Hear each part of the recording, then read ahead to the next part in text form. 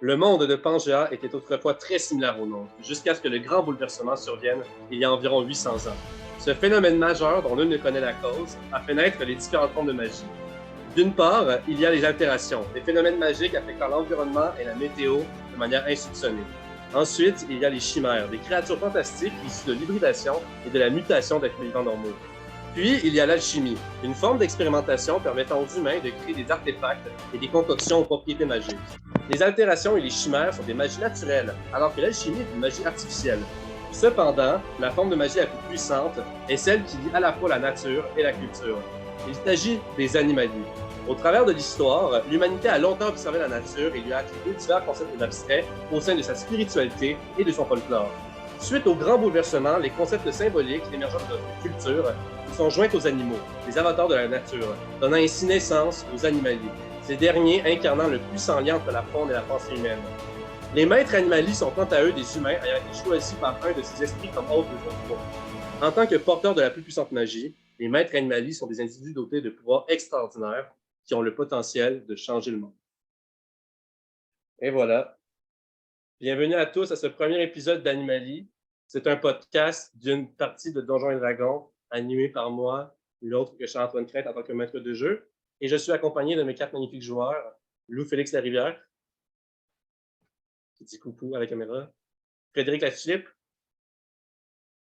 Sarah-Joss Gravel-Labrec. Allô? Et Mathieu Jean. Alors, qu'est-ce que c'est Animalie? Tout d'abord, Animalie, c'est une campagne de Donjons et Dragons qui est partiellement homebrew. Donc, comment ça va se passer, dans le fond, c'est que, comme on le voit en ce moment à l'écran, vous voyez bien la carte en ce moment, right, guys? Oui. Parfait, excellent. Donc, comme on le voit à l'écran, c'est le monde de Pangea. C'est le monde fictif dans lequel cette campagne va avoir lieu. C'est ces 2 gigantesques continents qui sont plus ou moins mergés, avec à peu près 14 pays dont ils font partie. L'aventure va commencer dans le pays de Britoria, qu'on peut voir au centre, et tous ces pays-là sont inspirés de différents empires ou différents pays qui ont existé dans la vraie vie. Et qu'est-ce qu'un animalier? Donc, les animaliers, c'est là que c'est assez homebrew. C'est un système de magie que j'ai inventé spécifiquement pour cette partie, pour cette campagne. Un animalier, c'est un esprit animal qui rejoint à la fois la nature et la culture, comme ça a été dit dans l'introduction, et chaque animalier est inspiré d'un symbolisme animal qu'il y a dans le folklore de la vraie vie. Chacun de nos personnages vont être des maîtres animaliers et ils vont donc avoir la capacité d'invoquer un esprit animal qui est relié à un concept abstrait et qui va avoir des pouvoirs magiques en lien avec ce concept abstrait.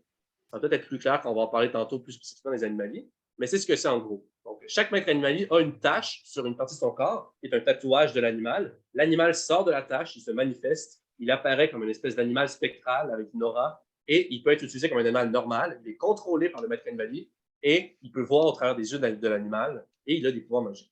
En gros, c'est ça. Donc, pour la suite...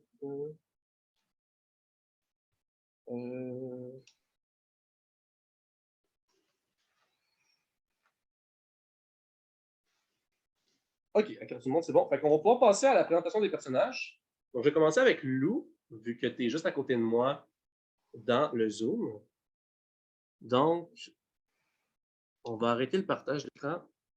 Puis, je vais montrer la belle fiche de ton animalie. Tu pourras ensuite enchaîner avec ton personnage. C'est bon? Oui. Alors, pour...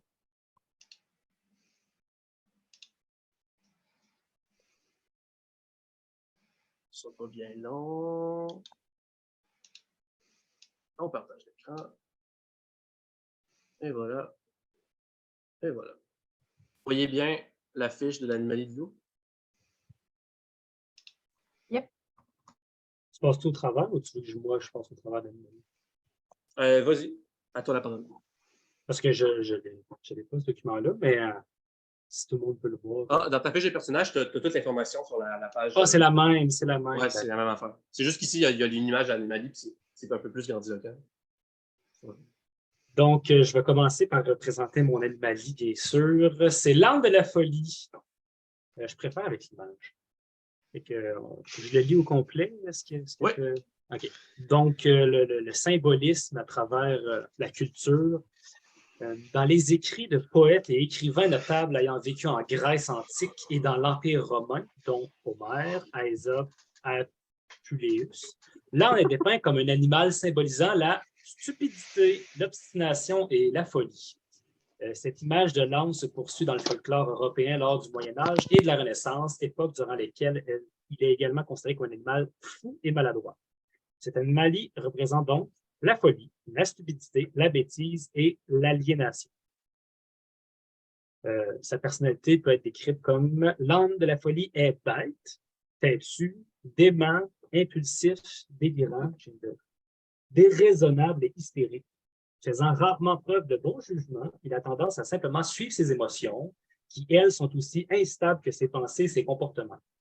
Généralement lunatique, il lui arrive fréquemment d'être déconnecté de la réalité, d'agir sans réfléchir et de croire en des énoncés absurdes. Pour le pouvoir, cette ennemi a la capacité de perturber l'état mental des autres et de leur faire perdre la tête de différentes façons, notamment via des pertes de mémoire, des délires, de la confusion ou des vertiges. Excellent, parfait. Fait que maintenant, je me présente. Oui, j'ai fait un dessin. Est-ce que je peux partager mon écran? Absolument, vas-y. Quelle belle surprise. Ah, ben, faut que tu enlèves ton partage d'écran. Est-ce que ça va tout fucker ou. Non, pas de problème. J'enlève son partage d'écran. Voilà. Vous me direz quand vous voyez.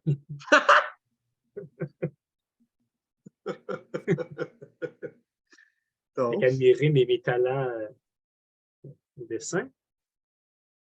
Donc, son nom est écrit en dessous. C'est Hotep Jehauti Tismeser Pef Kiperu. Je l'ai mal prononcé en calvin.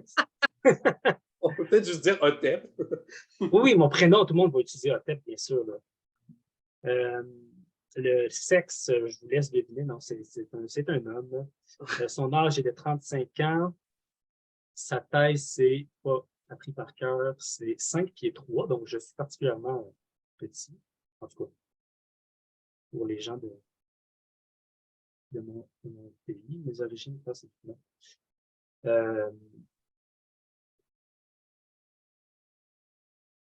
Donc, je viens du pays de Chamanour, de la ville de Ilmenach, qui n'est pas la plus grande ville de Chamanour, mais quand même une remarquable ville, un petit village. Je vais arrêter le partage d'écran. Ouais. Donc, il est digne de mentionner que, on l'a vu tantôt sur la carte, et on va y revenir plus tard, mais le pays d'où vient le personnage de loup, Chamanour, est inspiré de l'Égypte ancienne. Donc, son personnage, c'est plus ou moins un Égyptien. Ouais, c'est pour ça que c'est écrit égyptien. Ne croyez pas qu'on est rendu dans le monde de notre réalité, là. C'était juste pour écrire le trait. Ma classe, c'est barde. Mon équipement, ben, j'ai un sac de l'explorateur. Est-ce que j'ai une masque dedans? Non, les gens savent savoir c'est quoi. C'est juste du gear. Pour ceux qui ne savent pas, c'est du gear pour voyager, mais on n'ira pas dans les détails. Pas dans les détails, parfait. Mon apparence, ben, vous l'avez vu, là, ça peut quand même évoluer, là, mais je suis une personne chauve qui inspire un peu la folie. J'ai 35 ans, fait que je suis pas jeune, mais c'est ça. Voilà. 120 livres, fait que je suis quand même très, très rachitique. Et mon historique. Ouais, toi, ton historique et ton apparence plus en détail dans la deuxième page. Oui, bien sûr. Donc, je suis né dans la ville d'Ilmenach et j'ai vécu avec mes parents et un petit groupe de marchands ambulants et spécialistes d'architecture jusqu'à l'âge de 13 ans, âge auquel mes parents se sont fait kidnapper et sont devenus des esclaves.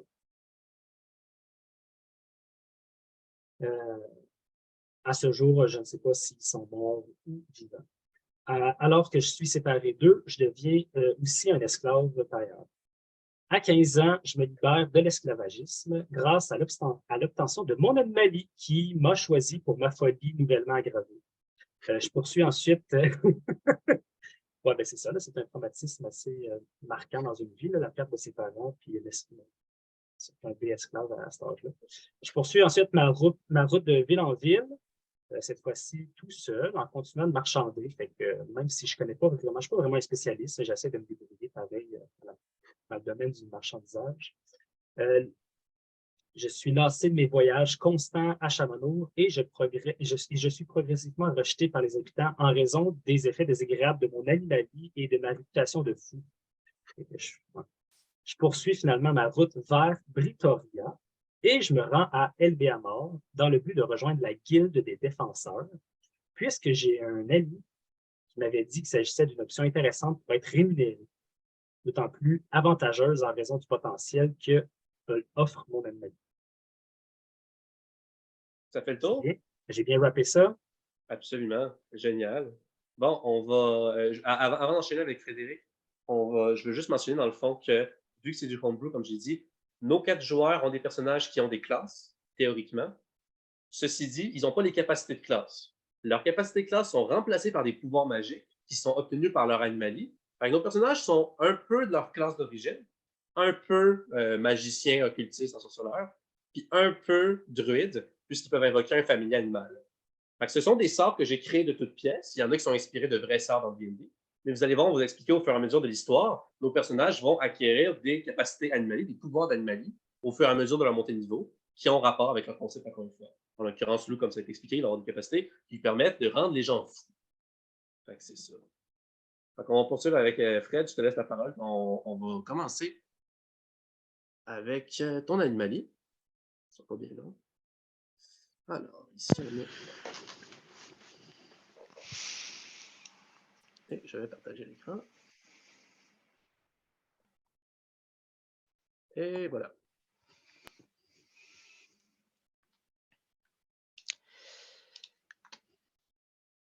OK. Donc, juste un instant. OK. Donc, mon animalie est l'araignée de la créativité. Ouais, OK, c'est la même chose. Good. En raison de la capacité à plusieurs araignées de tisser et de construire des toiles, beaucoup de cultures lui attribuent l'origine du tissage, du filage et du nœud. De ce fait, en vue des toiles complexes qu'elle crée, l'araignée est communément associée à l'ingéniosité et la créativité. Certains autochtones d'Amérique du Nord considèrent d'ailleurs qu'elle est un symbole de l'énergie créatrice. Cet animal représente donc la créativité, l'imagination, l'ingéniosité et l'inventivité. Donc, l'araignée de la créativité est ingénieuse, minutieuse, débrouillarde, imaginative et créative. Elle a un intérêt marqué pour l'artisanat, les arts et la technologie. Débordante d'imagination, elle a de la misère à s'arrêter lorsqu'elle a une idée de création en tête. Pour ses pouvoirs, l'animalier a la capacité de créer une variété d'objets inanimés et de structures, de substances, voire même de modifier des objets déjà existants à l'aide de sa toile polyvalente. Donc ça, c'est pas mal ça pour l'animalier. Absolument. Juste un instant, je vais monter mon son parce que sinon je n'entendrai pas Charlot. OK. Pour ma fiche de personnage, donc mon personnage s'appelle Isaac Octavius. C'est un homme de 18 ans, donc un jeune homme proche fin adolescence. Taille 5 et 8, donc taille moyenne, on va dire. Mon origine est d'Arténos, plus précisément Capitolus, pardon, excusez-moi. Donc, il est digne de mentionner que, en fait, Arténos, qui est le pays d'où provient Isaac, est inspiré de la Grèce antique et de l'Empire romain. C'est Yes. ça. Donc, pour mes origines, Ça, tu l'avais dit. moi, ça c'est déjà fait. Donc, ma classe, donc je suis un magicien. Magicien. L'équipement, on le dit, right? Ouais, c'est l'équipement. Parfait. Donc, j'ai une dague, un arbalète légère et un sac d'explorateur, donc qui contient sac à dos, sac de couchage, gamelle, boîte d'allumettes, 10 torches, 10 jours de ration et 50 pieds de corde. Exact. Vous avez tous un sac d'explorateur. Vu que vous êtes des voyageurs qui déplacent d'un pays à l'autre. Yes. Donc, pour mon historique, donc, j'ai grandi à Capitalus avec mes parents et a rapidement développé un intérêt pour les arts et la technologie peu avant l'obtention de son animalier, donc de mon animalier. Il est reconnu pour avoir innové le domaine de la sculpture arténoise et avoir fait quelques sculpteurs réputés. Il a ensuite fugué de chez ses parents à l'âge de 16 ans et a voyagé clandestinement dans un transport marchand pour finalement débarquer au Pakistan, là où il a vécu 2 ans et apporté des nouveautés notables dans le milieu de la mode vestimentaire et de l'industrie du textile. Il décide finalement de se rendre à El Béamor dans l'espoir de rejoindre la Guilde des défenseurs, toujours en quête d'aventure et de découverte des arts et des technologies. Bon, petite mention rapide encore une fois. Donc, il grandit à Artenos et s'est rendu au Pakistan, finalement à Victoria. Le Pakistan, c'est un pays qui est au sud de Victoria. On va y revenir avec la carte. C'est un pays qui est inspiré du Moyen-Orient, de l'Empire perse. Fait que ça ressemble pas mal du Moyen-Orient, croissant fertile, ce genre de choses-là. Voilà. L'apparence, juste l'apparence. Après, Ah c'est ça. oui, excuse-moi. Je l'avais skippé. Pour l'apparence, donc ma trace d'animalier sur le dos de ma main droite, j'ai les yeux verts, cheveux bruns, pas mal la même coupe que moi en ce moment. C'est vrai, donc j'ai une carrure svelte. J'ai un veston sans manches vert foncé avec une chemise blanche à motif de toile d'araignée, pantalon noir et chaussures noires. Et voilà. Isaac Octavius. Donc, on va enchaîner Yes. avec Sarah, avec ton personnage. On va y aller avec ton animalier tout d'abord. Je vais partager l'écran, ça peut être énorme. Alors, est-ce que ça va loader? Oui. Bon, et voilà. Donc, mon animalier, c'est le chat de la fortune.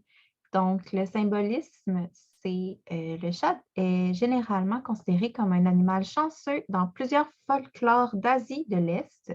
En ce sens, dans le folklore japonais, le maneki neko, un type de statuette de chat, est réputé pour attirer la chance et la bonne fortune.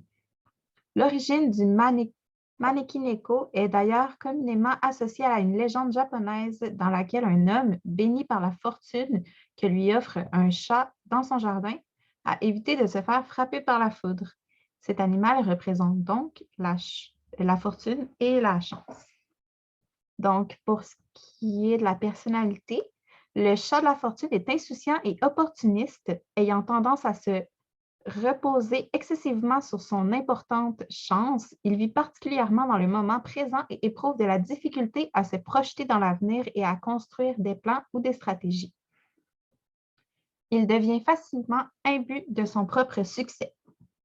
Et ensuite, en ce qui concerne les pouvoirs, cet animalier a la capacité de modifier les probabilités des événements à son avantage, voire de manipuler son environnement immédiat, lui octroyant ainsi une incroyable chance. Il peut également transmettre sa chance à autrui ou encore donner de la malchance à ses ennemis sous la forme d'événements néfastes.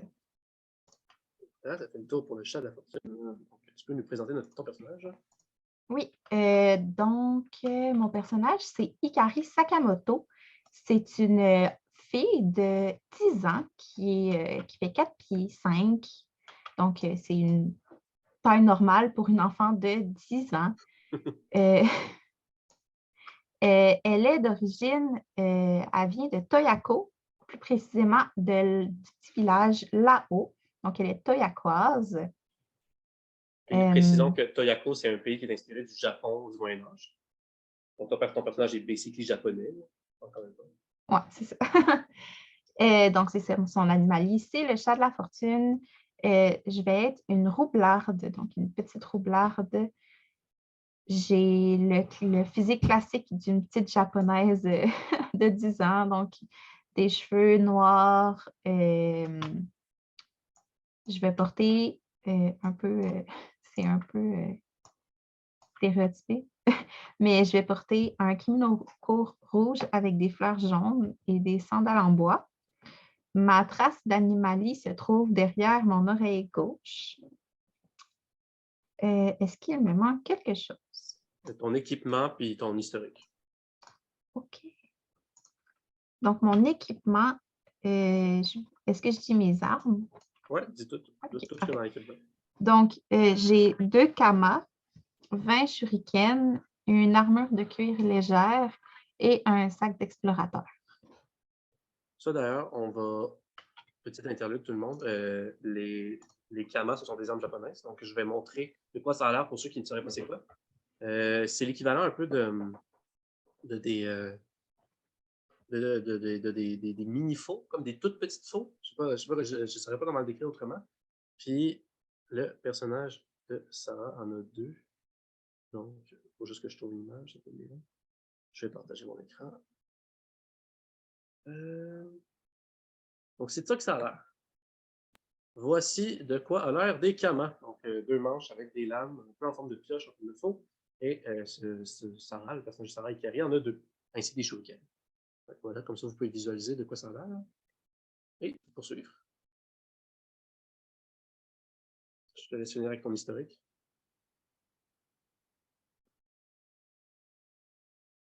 Ça irait mieux si j'étais pas mutée. Oui, mon historique. Donc, Ikari a grandi avec son père à Lao. Lorsque son père a découvert qu'elle avait le chat de la fortune, ils se sont tous deux promenés d'abord dans Toyako, puis ensuite à Britoria en quête de jeux et de concours dans lesquels sa chance leur permettait de souvent gagner de grosses sommes d'argent. Son père est plus tard mort, frappé par la foudre lorsqu'il s'est trop éloigné d'elle. Les effets de la chance s'étaient dissipés une fois distancés. Elle s'est ensuite rendue à la Guilde des défenseurs, qui n'était pas loin, dans le but de se trouver une nouvelle maison et une nouvelle famille. Et voilà, ça fait le tour pour Ikari Sakamoto. Et notre dernier personnage joueur, Mathieu, je te laisse la parole. Je vais partager pour ton animaliste, ça va pas bien long. Yes. Ben, parfait.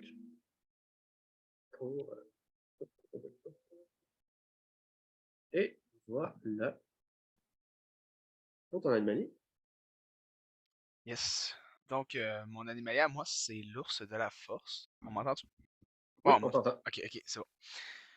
Le symbolisme de l'ours de la force, en tant que redoutable et imposant prédateur terrestre, l'ours polaire étant d'ailleurs le plus grand et massif au monde, l'ours est souvent représenté dans plusieurs cultures comme étant un symbole de force brute et de puissance. En Scandinavie, les Vikings avaient des guerriers appelés les berserkers, ceux-ci portant des peaux d'ours afin d'augmenter leur puissance et de leur insuffler le courage et l'esprit combatif qu'ils attribuaient au dit animal.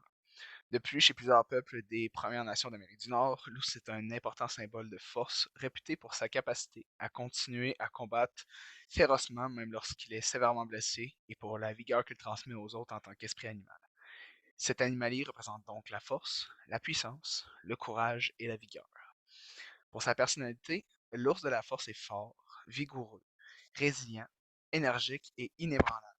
Il accorde beaucoup d'importance à la force, aussi physique que mentale, et tend à montrer peu de signes de faiblesse et de vulnérabilité, et ce parfois même à son propre détriment.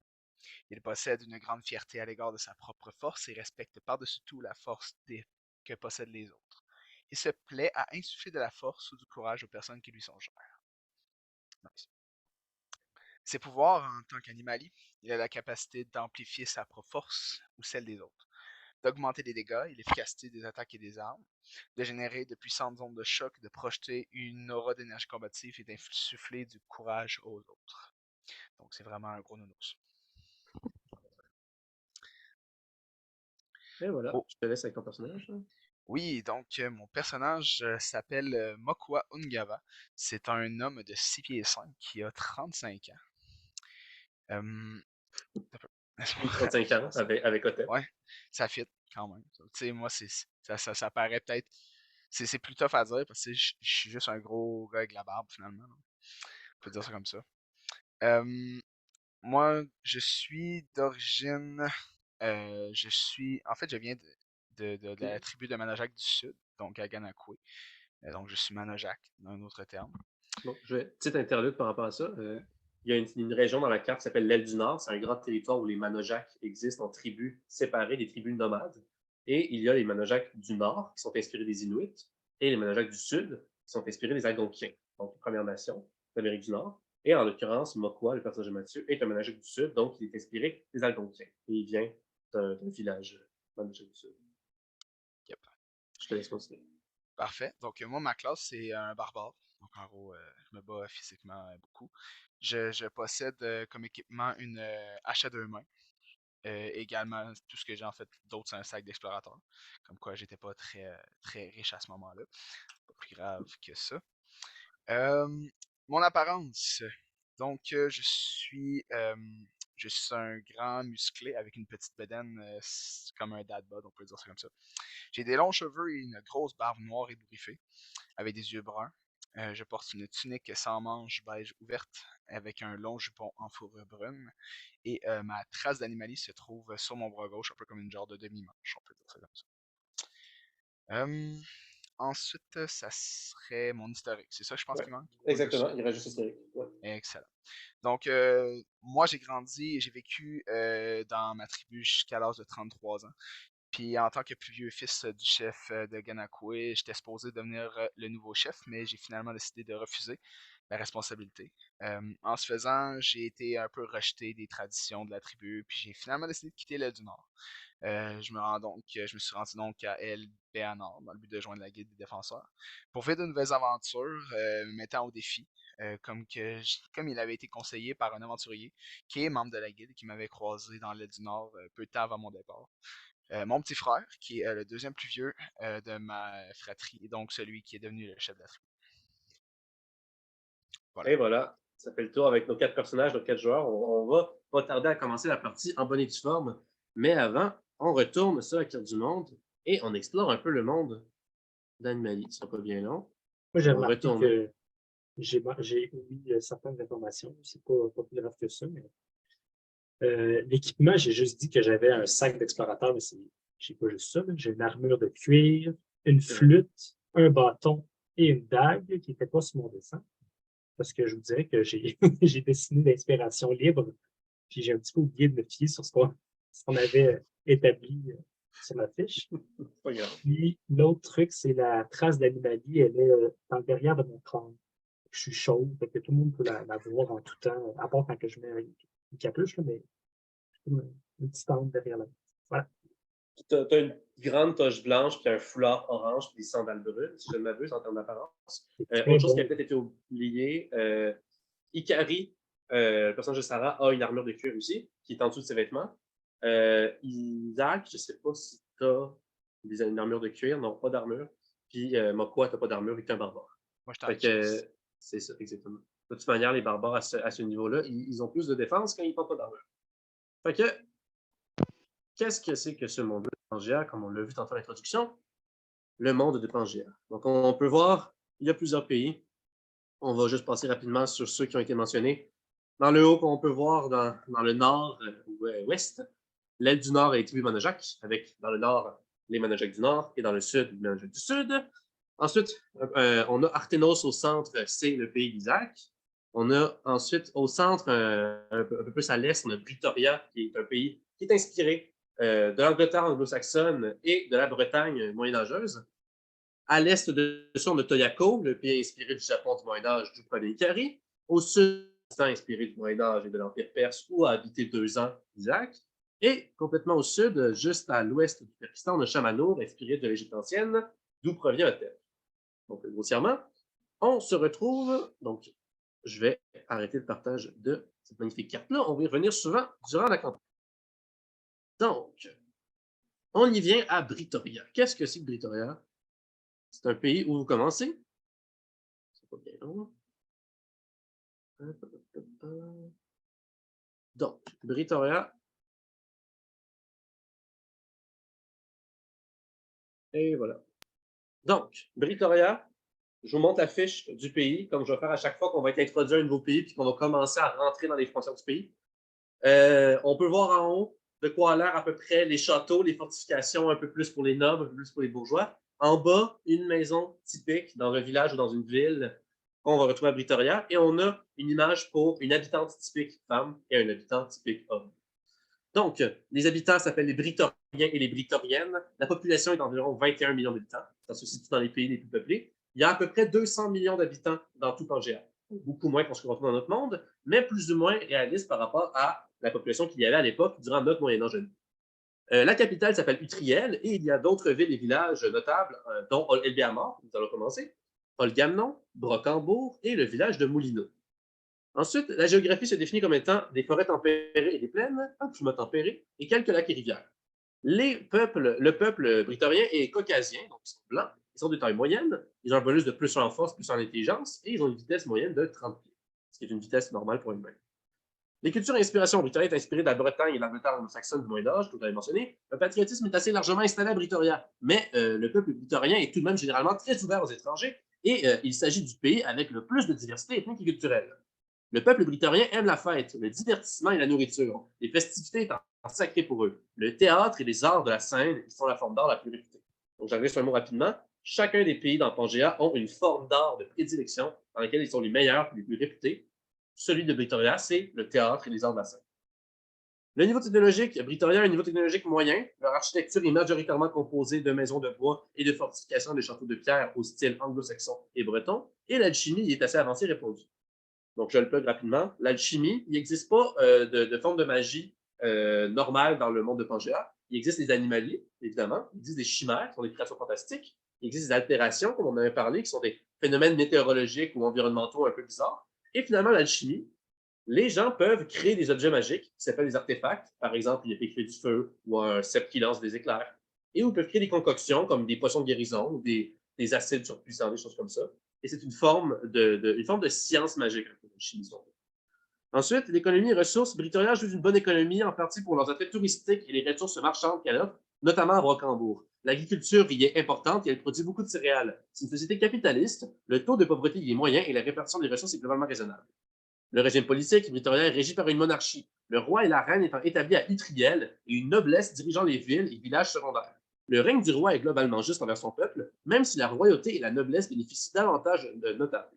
Le pays bénéficie d'une excellente armée et est d'ailleurs une des 4 plus grandes puissances au monde, avec Chamanour, Frigavik avec Chamanour, Artenos, Valeros. Ce sont les 4 plus grandes puissances.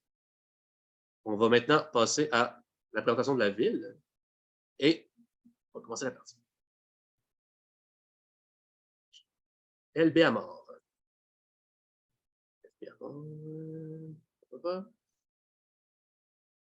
Donc, ça va être l'occasion pour vous de découvrir la ville d'El Beamor pour la première fois. Vos 4 personnages sont arrivés aux frontières du pays de Britoria et à son sud se trouve la ville d'El Beamor. L'île d'El Beamor est une ville relativement petite, surtout particulièrement reconnue pour la Guilde des Défenseurs.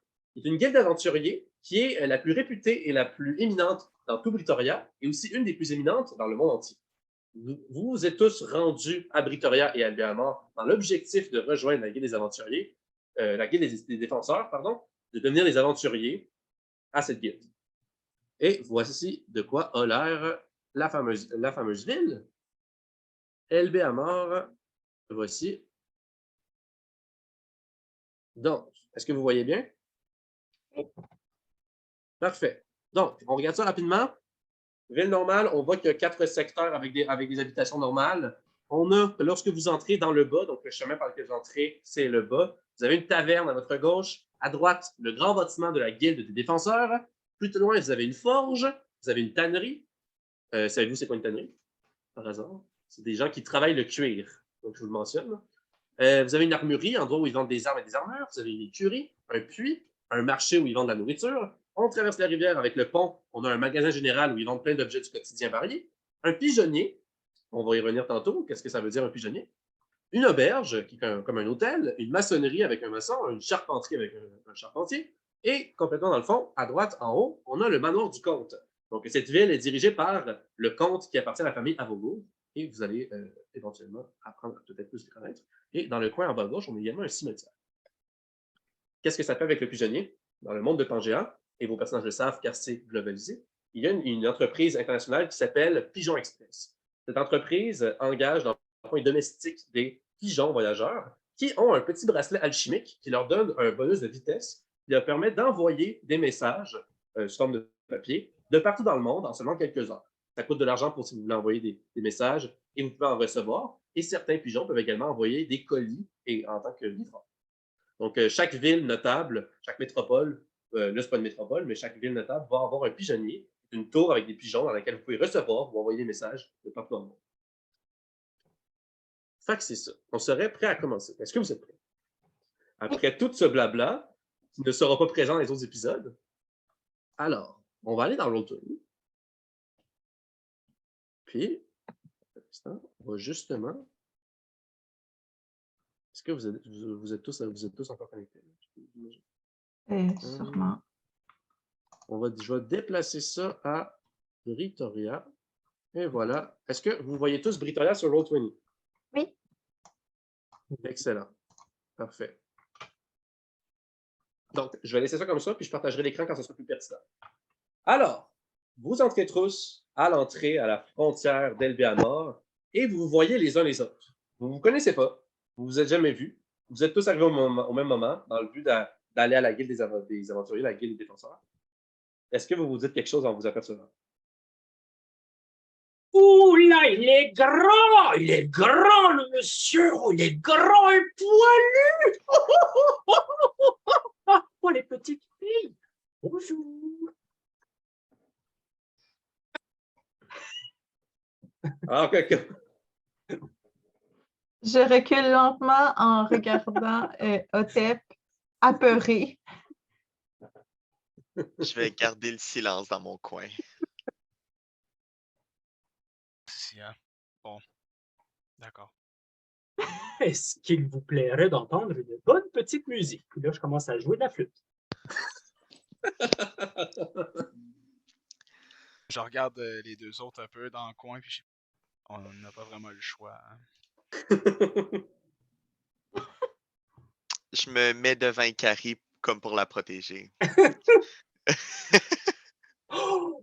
Mais pardon si je vous ai effrayé, monsieur, mesdames.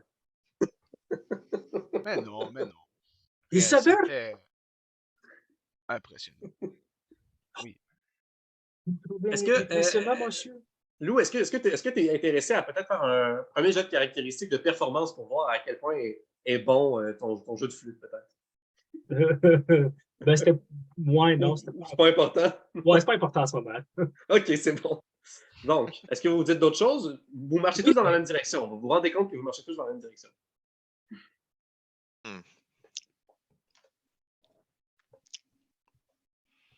Je Vous marche m'avez trouvé.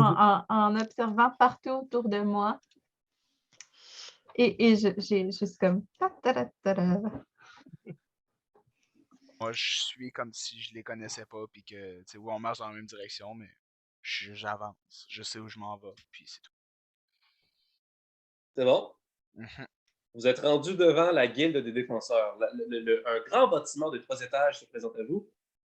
Et vous voyez devant la porte d'entrée un logo, une armurerie qui décore le tout, que je vais vous montrer à l'instant.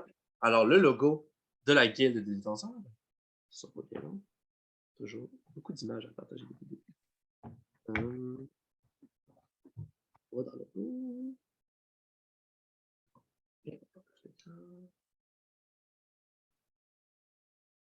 Et voilà. Ça charge pour vous, vous voyez. Okay. Oh! Nice. Voilà le logo de la guilde des défenseurs. Vous voyez ça avec écrit en dessous, en gros, avec en bois moulé, guilde des défenseurs. En commun. D'accord. Oui, ouais, ok, je ne l'ai pas précisé. Bon point. Dans cette campagne et dans Pangea, il y a le commun, c'est la seule langue parlée commune. Tous les peuples parlent la même langue et tous les personnages se comprennent. Voilà. Alors, la guilde des défenseurs, et voici le logo. Yes, moi, en regardant ça, ça m'inspire énormément de force. Alors, ma réaction est comme suit. J'approuve ce logo. Le graphiste a fait un bon travail. Moi, je regarde, j'avais un petit papier dans mes mains. Je regarde le papier qui est écrit Guilde des défenseurs dessus. Je regarde ce qui est écrit, puis je suis comme, ça ressemble. Ah oui, toi, tu sais plus ou moins lire dans le fond, c'est ça? Ouais, c'est ça. T'as dit ça. Comme, seems legit. Fait que là, sans attendre, je me dirige vers la porte, j'ouvre la porte et je rentre. Excellent. Est-ce que les autres, vous la suivez? Est-ce que vous suivez Moi, je la suis absolument. Parce que Absolument. je me disais justement, bon, ben, ça serait peut-être le temps de rentrer. Puis je fais juste la regarder puis faire, mais qu'est-ce qu'elle fait, elle? Ben, voyons. Là, je la suis. Excellent. Donc, ce n'est pas bien long. C'est le temps d'une petite musique, si ça veut bien fonctionner. Je te conseillerais de la mettre un petit peu moins forte que tantôt. Des fois, on avait de la misère à t'entendre. D'accord avec ça. Effectivement. J'avais fait des tests auparavant, puis le son, c'est une fraction pourtant du son maximum. Là. Mais tout de même. Ah. Bon, on va laisser ça, ça va partir quand ça va partir. OK, ça charge. C'est bon. Vous rentrez et vous voyez une grande pièce avec des murs et un plancher et un plafond en bois. Vous voyez à votre droite un comptoir avec une réceptionniste. Ah, voilà, la musique est partie. on va la mettre en boucle. On aime ça. Est-ce que c'est trop fort? Moi, je ne l'entends pas. Moi non plus. Ah oui, c'est normal. C'est normal. Je vais partager mon écran sur le jeu.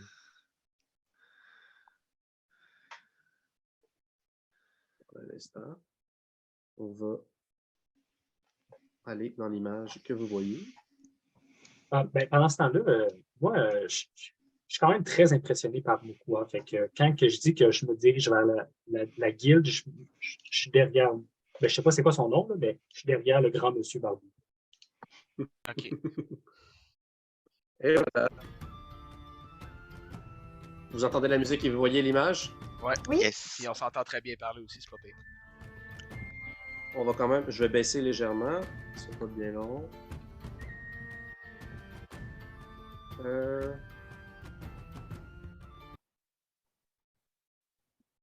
OK, et voilà. Donc, vous voyez l'intérieur du rez-de-chaussée de la Guilde des défenseurs. La musique a de la misère, qu'on s'entendisse. Fait que, vous voyez, il y a plein de tables avec des chaises autour. Les gens festoient, il y a des gens qui mangent, il y a des gens qui sont debout, il y a des gens qui discutent. Et à votre droite, vous avez, vous par ailleurs, vous sortez par la porte complètement en bas, un peu vers la gauche. Vous avez un comptoir avec un peu de nourriture et avec une réceptionniste. Et vous avez une porte qui mène vers comme l'arrière-boutique. Vous pouvez apercevoir un peu au travers de la porte une cuisine. Et c'est pas mal ça. Qu'est-ce que vous faites? Moi, je prendrais l'initiative. Je vois le comptoir, je vois la réceptionniste, je me dis, ça doit être elle que je parle. Ça fait que je m'en vais directement au comptoir à droite pour aller y parler. Parfait. Donc, la réceptionniste te salue. Ah, bonjour, bonjour. Bien le bonjour. Vous avez une raison de votre visite à la Guilde des défenseurs? Mais bien sûr. En fait, mon but est bien sûr de rejoindre la Guilde des défenseurs. Et comment dois-je procéder, mademoiselle? Oh, excellent. Donc, vous voulez rejoindre nos rangs. Alors, je me présente. Elle te tend la main. Vous vous serrez la main. Je m'appelle Clémence Vermandois. Je suis la réceptionniste et trésorière de la Guilde des défenseurs. C'est donc à moi que vous devez vous référer. Je vais faire appel à mon chef pour voir ce que je peux faire avec vous. Ardachir! Et là, vous entendez des stamps, des... Et un énorme monsieur, très grand, très costaud, très gras, arrive et il dit « Oh! Oh! Oh! Est-ce qu'il y a des gens qui veulent rejoindre la guilde? » Moi, je l'ai Moi, très, très enthousiaste. Qu'est-ce que tu dis, Lousse? Là, c'est correct. Et moi, de m'exprimer encore une fois. Oh! Mais il est grand, il est plus grand que l'autre monsieur. Oh! Mais par tous les dieux!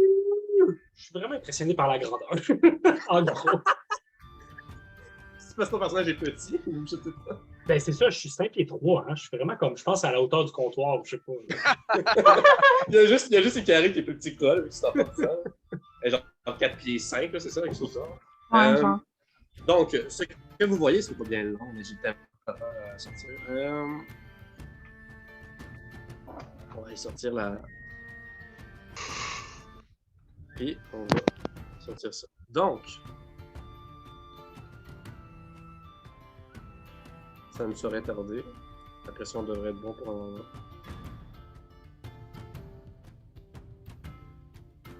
Aimez-vous la petite musique? Oui, c'est cool. By the way, Donc, moi j'ai un grand sourire d'en face en voyant le monsieur arriver, parce que je me dis, quelle imposante personne. Je suis dans tout le respect que je peux lui devoir. Je suis comme, bonjour. Donc, la réceptionniste, Clémence Vermandois, c'est une femme de taille moyenne. Elle a les cheveux blonds mi-longs, avec deux mèches tombant de part et d'autre. Elle a les yeux bleus, une robe blanche et brune courte qui lui arrive aux genoux, avec des lacets sur le devant au niveau du buste et des manches courtes, ainsi que les chaussons bruns. Et l'homme imposant que vous venez de voir, il... Pas bien long, hein. Donc, il est grand, il est corpulent, mais il est aussi musclé. Il est chauve, hein, comme toi, Tef. Et il a une barbe semi-longue noire, un peu en forme de triangle. Il a une veste sans manches bleu marin ouverte qui lui permet de voir son chest et son ventre, et des shorts gris foncé. Et il est pieds nus. Et il vous présente la main aussi et il dit « Je me présente, je suis Ardashir Hassan. » Moi, c'est sûr que j'y pogne vigoureusement pour voir à quel point il va être fort, qu'il va serrer fort, puis je serre fort, genre. Tu serres fort. Il te serre la main presque aussi fort que toi. J'aime ça. J'aime ça. Donc, est-ce que seulement le grand monsieur poilu ici veut rejoindre la guilde? Est-ce que les 3 autres arrivants seraient intéressés par cette offre? Moi aussi, monsieur. Moi aussi. Une musique, man. Je pense que je vais juste l'arrêter. Pas de réponse des autres. Donc, on conclut qu'ils veulent pas rejoindre la guilde. Moi, je pense que Oups, pardon, mon micro était juste muté. Ça va être la même chose pour moi ici, s'il vous plaît. Ouais. Excellent. Avez-vous déjà fait partie d'une guilde d'aventuriers auparavant? J'ai-tu de l'air d'avoir fait partie d'une guilde? Ah, vous savez, nous, on accepte des gens de tous les âges. Genre, je ne juge pas, je ne juge pas. Rôle de caractère, bon. Bien sûr. Non, j'ai jamais fait partie de quoi qu'autre chose. Hein. Je suis très solitaire. Parfait. D'ailleurs, je ne l'ai pas mentionné, Clémence, que vous avez vu, elle est d'apparence victorienne, donc elle est originaire de Bermar. Et Ardashir, que vous venez de voir, est définitivement de Perkistanais. Donc, il vient du Perkistan. C'est assez apparent dans sa couleur de peau et son visage. Et donc, il vous regarde avec un air un peu dubitatif et il dit « Si vous voulez faire partie de la guilde des défenseurs, vous allez devoir subir des tests. Vous allez devoir les réussir si vous voulez faire partie de nos aventuriers. Seriez-vous prêt à les relever? » Ouais. Avec plaisir. Bien sûr. Parfait. Et là, il regarde avec attention le bras de Mokwa et il dit hey, c'est une trace animalier que je vois là. Mais bien sûr. Quel est ton animalier, jeune homme? Je possède l'animalie de la force, l'ours de la force, mon cher Intéressant, je n'avais jamais entendu parler. Est-ce que... Et là, il regarde chacun d'entre vous, puis son esprit commence à bouillir de toute vitesse, et il commence à être excité. Il voit qu'il y a une araignée sur le dos de la main d'Isaac. Il voit aussi un chat sur le bas de l'oreille d'Ikari. Il ne voit pas, par contre, la trace animalier de tête, à moins qu'il décide de se mettre de dos, parce que je ne sais pas. Il dit, oh, avez-vous des animaliers, vous aussi? Ouais. Si vous voulez rejoindre la guilde, vous allez devoir me dire quels sont vos animaliers. C'est quoi l'image qu'il y a là, d'après toi? J'ai bien conscience qu'il s'agit d'un chat, mais je veux savoir aussi quel concept qui est affilié. C'est le chat de la chance. Excellent. Et vous, jeune homme? Vous voyez bien une araignée. C'est l'araignée de la créativité. Génial. Et vous, au fond, là, vous êtes un simple voyageur ou... Non, grand monsieur, j'ai envie de faire de l'aventure. L'aventure, vous dites. Eh bien, vous êtes au bon endroit, c'est une guilde d'aventuriers après tout. Excellent. Eh bien, moi, mon cher, je suis l'âme de la folie. Ah, intéressant. Ça faisait longtemps que des maîtres animaliers n'étaient pas venus à élever à mort. Et là, vous voyez un gigantesque animal apparaître derrière Ardashir et un bruit, parce que je suis mauvais pour le faire. Je vous présente mon animalier, l'éléphant de la protection. Voilà. Il y a un grand éléphant de je sais pas, les éléphants, c'était quoi, 3-4 mètres, apparaît derrière lui et ça fait branler, ça fait shaker un peu le bâtiment. Et là, il vous fait un signe qui vous invite à invoquer vos animaliers. En fait. Moi, je commence assurément. Je tiens à vouloir commencer. Fait que je fais juste faire apparaître tranquillement comme mon ours, la tête en premier, les pattes, puis je le fais descendre, puis après ça, je fais juste le flatter tranquillement à ma droite. Moi, je fais sortir mon chat de mon oreille. Il dépose ses pattes sur mon épaule, puis je fais juste le prendre dans mes bras, comme ça. Je laisse sortir mon araignée, elle grimpe tranquillement sur mon épaule, Puis elle reste là. Et moi, mon âme sort brusquement du derrière de ma tête, fait que ça me fait trébucher vers l'avant, puis on m'entend. Ah! Ah! Ah! Très, Ah, très fort. C'est parfait que l'homme de la police soit le dernier à être apparu. C'est tellement... Il regarde avec style l'apparition de l'eau de la force, du chat de la fortune et de l'araignée de créativité, et il est perturbé par l'apparition très incongrue de l'âme de la folie. Il n'est pas seul, je fais juste regarder l'âme, puis moi puis mon ours, on fait comme intriguant. Ah, parfait. Oh, oh, c'est comme c'est excitant! Vous savez, pour l'instant, je suis le seul maître animalier dans la guilde, et après tout, je suis le chef. Donc, premier test, vous avez piqué ma curiosité. J'aimerais que vous m'attaquiez tous en même temps. Je fonce. Direct. Donc, on va faire nos premiers jets. Je vous invite à retourner à... Est-ce que je partage encore mon écran? On retourne sur Non. Roll20. On s'en va sur Roll20. Et le fait des... attendez un instant, lancez-moi. Faites-moi un jet de force. Ça dépend. Attends, excusez. Mokwa, comment tu attaques? Moi, c'est sûr que je vais faire un déplacement. Donc, en gros, je sais pas à quelle distance il est, mais moi, j'irai directement avec un coup de hache. Puis j'aurai mon ours qui va suivre après, mais je vais commencer avec un coup de hache. On fait pas Ok. l'initiative pour commencer? Ouais, exact, Ouais. c'est ça, j'allais dire. Non, Ça pas prendrait d'initiative, c'est pas un combat classique. Il attend que D'accord. vous l'attaquiez tous en simultané. Donc là, comme vous avez vu, aller sur Roll20, on s'est déplacé à l'intérieur de la guilde des défenseurs.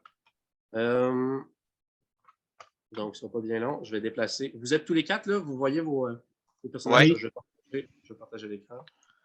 Pour nos viewers, sachez que comment ça va fonctionner? Nous autres, on va jouer sur Roll20. Et comme vous pouvez le voir ici, vous voyez bien dans le partage d'écran, vous voyez bien Roll20 à ce moment-là? Oui. Excellent, parfait. Donc, comme vous pouvez voir, on a des jetons ronds. Les personnages qui sont des humains normaux, qui n'ont pas d'animalie, ils sont fond blanc avec 2 lettres, les initiales. Donc, en l'occurrence, vous avez CV là, à côté du comptoir. Ça, c'est Clémence Vermandois que vous avez vu tantôt, la réceptionniste et la trésorière. Et pour les maîtres animaliers, c'est un fond d'une couleur. Donc, comme on l'a vu tantôt avec les animaliers, chaque animalier a une couleur et c'est la couleur de son aura qui apparaît lorsqu'il se manifeste. Et l'aura qui entoure le maître animalier également. Donc, Ikari a le chat de fortune qui est jaune, Mokwa a l'ours de la force qui est brun, Otep a l'âme de la folie qui est gris, et Isaac a l'araignée de la créativité qui est noire. Leurs personnages ont la même couleur et ils ont leurs initiales, donc prénom, nom de famille, avec écriture blanche. Puis vous allez voir plus tard, on a aussi des jetons spéciaux pour les animaliers. Et je rajoute un personnage qui est apparu. On a juste ici. Alors, Ardashir Hassan, qui vient d'apparaître et qui est juste devant vous, ici. Vous le voyez, à H, avec un genre de gris brunâtre. Mais techniquement, nous autres, on se serait déplacé au comptoir, donc on se serait redéplacé après au milieu, c'est ça? Oui, exactement. Quand il est arrivé, c'est bien ça. Ouais. Pour l'instant, on ne va pas trop se concentrer sur les déplacements, c'est pas important, c'est pas un vrai terrain de combat, il va y avoir un seul encounter. Okay. Donc, coup de hache pour Mokwa, je t'inviterais à faire un D20 et à appliquer ton modificateur de force. Donc, mon D20, ça me donne un 2, ça part très mal. Et mon modificateur de force, c'est plus 3, donc j'étais à 5, il se passe pas grand-chose. Ok, parfait. Attaquez tous, après ça, on va voir qu'est-ce qui touche et qu'est-ce qui touche pas. Donc, comment vous attaquez les autres? Moi, je vais reculer, puis je vais lancer des shurikens. Donc, je fais un des 4. Attends, un des 4, c'est plutôt pour les dommages? Ah oui, excusez. Donc, tu lances un D20 puis tu appliques ton modificateur de dextérité vu que c'est une arme de lancer. OK. Un des 20. Ah oui, je ne l'ai pas mentionné au début en passant. C'est la première fois que je suis un maître. C'est la première. Bon, on va revenir à ça, là, elle a eu un 20. C'est la première fois que je suis un maître de jeu dans Donjons et Dragons. Donc, à tous nos viewers, soyez indulgents. C'est la première fois que je fais ça de ma vie. Puis je ne maîtrise pas encore parfaitement les règles. Puis même les joueurs ont eux-mêmes pas énormément d'expérience dans Donjons et Dragons. Voilà. Par contre, les critiques sont toujours les bienvenus dans les commentaires. N'hésitez pas. Donc, on revient au jeu. Ikari a eu un taux critique, donc tu as réussi à toucher. Okay, ouais. C'est sûr que tu as touché Ardashir. J'ai 23 au total. Parce que j'ai 3 de dex. C'est pas grave. Dès que tu as 20, tu touches. Fait que peu importe ce qui arrive. Fait que, OK, parfait. Donc, vas-y, allez-y. Comment tu attaques Isaac? Moi, je vais rester où je suis en ce moment. T'attaques En pas? ce moment, C'est bon. moi, j'ai une question. Oui, vas-y. Mon araignée est sortie, right? Mhm. Est-ce que je peux utiliser sa première capacité? Oui, oui, absolument. Ouais? Le pouvoir d'animal. Oui, of course. Donc, avec ça, je vais pouvoir créer. Est-ce que tu nous lirais la Oui, description de ton. bien sûr, sans problème. Donc, à l'aide d'une toile tissée par l'animalie, crée un nombre variable d'objets inanimés dont la conception est connue, d'un poids total maximal à 25 livres et d'une valeur monétaire maximale de 150 pièces d'or. L'objet dure 3 minutes avant de se retransformer en simple soie d'araignée.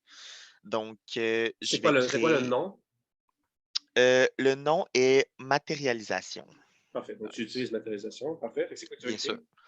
Donc, je vais créer 10 carreaux. Donc, c'est une pièce d'or par carreau pour 0,75 livres par carreau. Parfait. Oui, les carreaux, c'est les munitions pour les arbalètes, c'est ça? Oui, exactement, pour mon arbalète. Puis, je pense que vu que c'est mon animalier qui a fait le tour, je pense que je peux tirer après. C'est right? Je suis pas sûr. Oui, exactement, c'est ça. Parfait. Fait qu'après ça, je vais tirer sur le monsieur. Voilà. Donc, vous observez avec consternation Isaac qui invoque son araignée et son araignée se met à bondir en plein les airs et à tournoyer et à créer avec sa toile des formes qui ressemblent à des flèches d'arbalète, à des carreaux. Et soudainement, ils prennent la forme et la texture de vraies flèches. Il les met dans ses arbalètes et il tire un coup en direction. Nice. Otep. C'est un- Ah oui, excuse-moi, ouais. Fais un D20. Chaque fois que vous attaquez, c'est des 20. Des 20 plus C'est des plus ton 20. dextérité. Ok, c'est Des ça. 20 plus dextérité. C'était ça ma question. Un 6. Donc, c'est quoi ta dextérité? Ma dextérité, 12 avec modificateur plus 1. Parfait. Donc, je vais noter tous les résultats. Donc, 5, 23, 7. Donc, ça fait 7 pour toi, c'est ça? Veux-tu qu'on est. Moi, ça, oui. Excusez. Oui. Quand on roule et qu'on doit ajouter notre modificateur, veux-tu qu'on l'écrive après notre. Ouais, c'est vrai, on peut faire ça. Ça pourrait. Mettons, on le fera pour les prochaines fois. Pour Ok, le parfait. prochain combat, on le fera. Mais là, pour l'instant, je vais gérer ça comme ça. Otep, comment tu attaques Ardashir? Ben là, c'est une question de maître du jeu. Tu veux vraiment une attaque? Parce que on n'en a pas parlé, mais moi, ma personnalité n'est pas très combative. Je suis plus un artiste. Et moi, d'instinct, ce que je te dirais, c'est quand j'ai vu Mokwa partir avec sa hache, puis que j'ai vu Ikari lancer des shurikens, moi, je suis juste parti en criant, mais je passais à côté. Là. Ok, fait t'as genre skippé, là. Toi, tu t'es rendu, genre, si J'ai je fait t'avais Ah! fait Roll20, t'as juste fait genre. Ah! C'est ça. Mais si tu veux vraiment, j'attaque, je vais vraiment faire une attaque. Excellent, c'est bon. Donc, voilà ce que va faire. Attendez un instant. Donc, Ah, Mokwa prend sa hache. Il avance vers Ardashir et il lance un coup de hache. Ikari sort un shuriken et le lance. Isaac crée ses carreaux et il lance une flèche. Ben, on peut dire une flèche, c'est plus clair. Une flèche en Un direction carreau. d'Ardashir. Hein. Bon, ok, on va dire carreau, c'est bon. Il lance un carreau en direction d'Ardashir.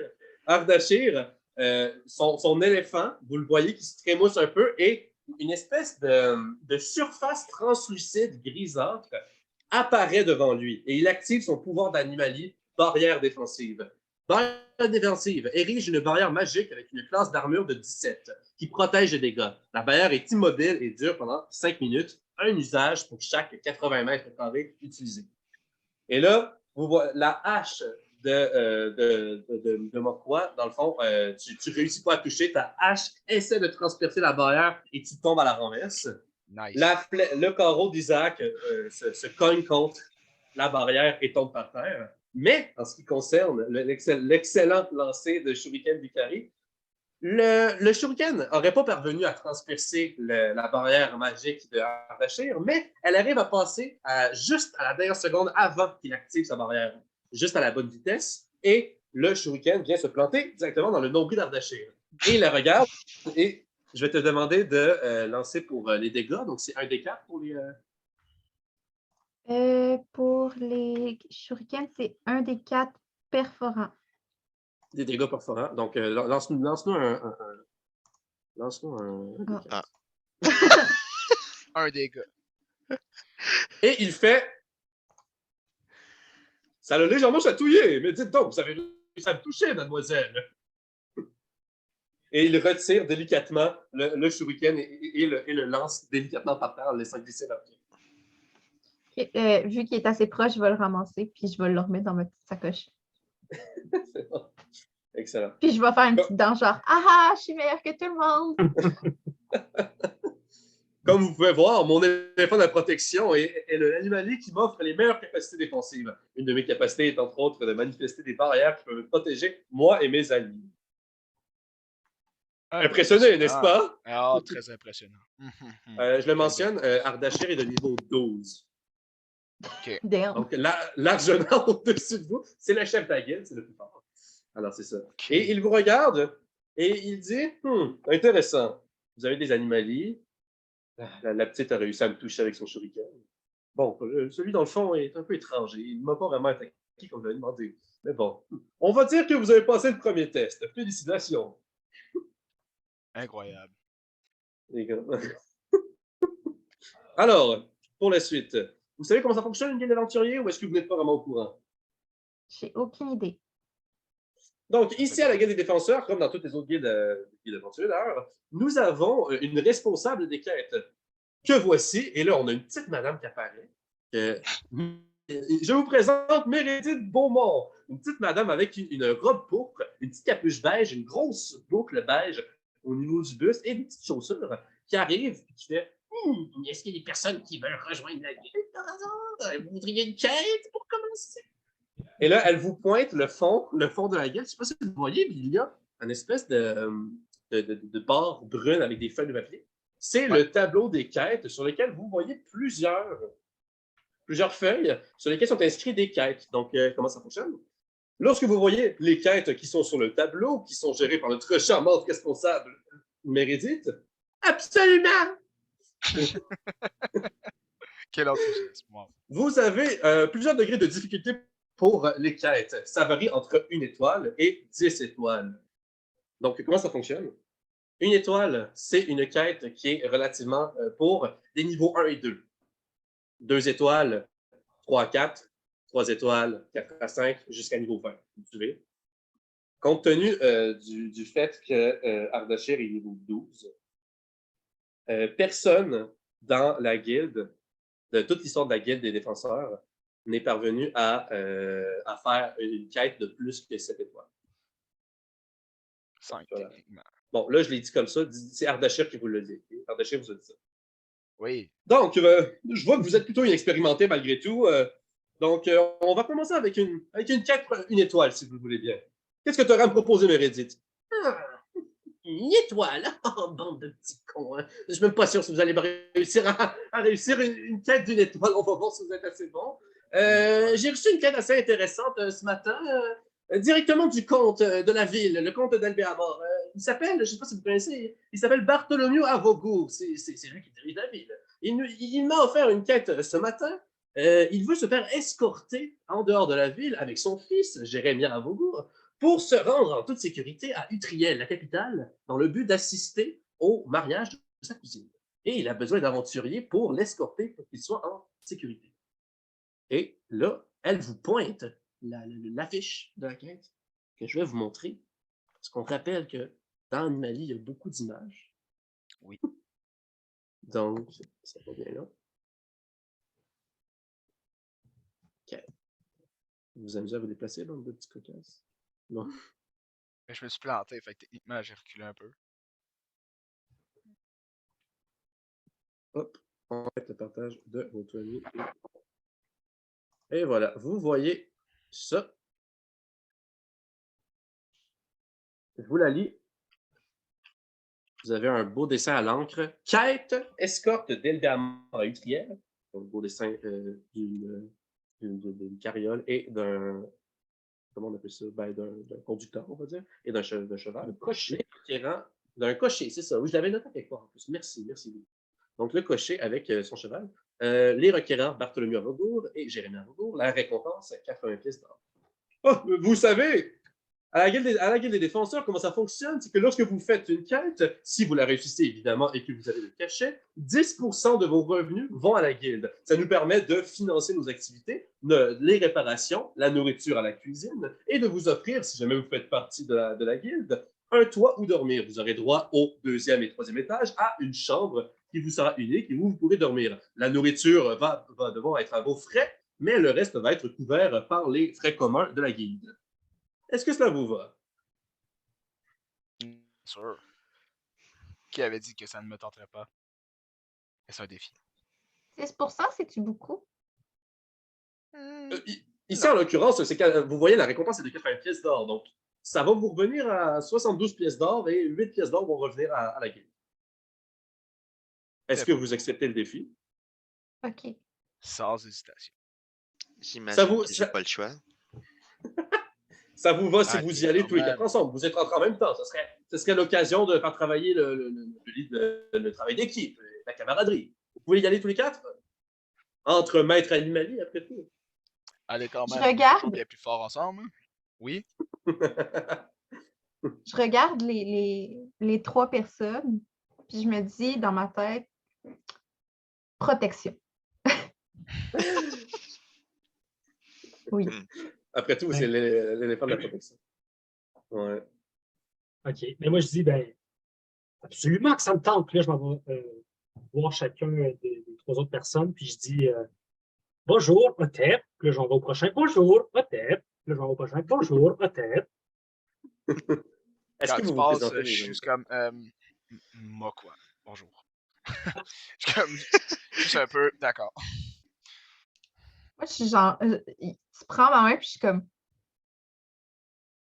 suis comme, Otep, ça veut dire quoi? Mais ma jeune fille, si vous voulez, je peux vous le dire dans une chanson.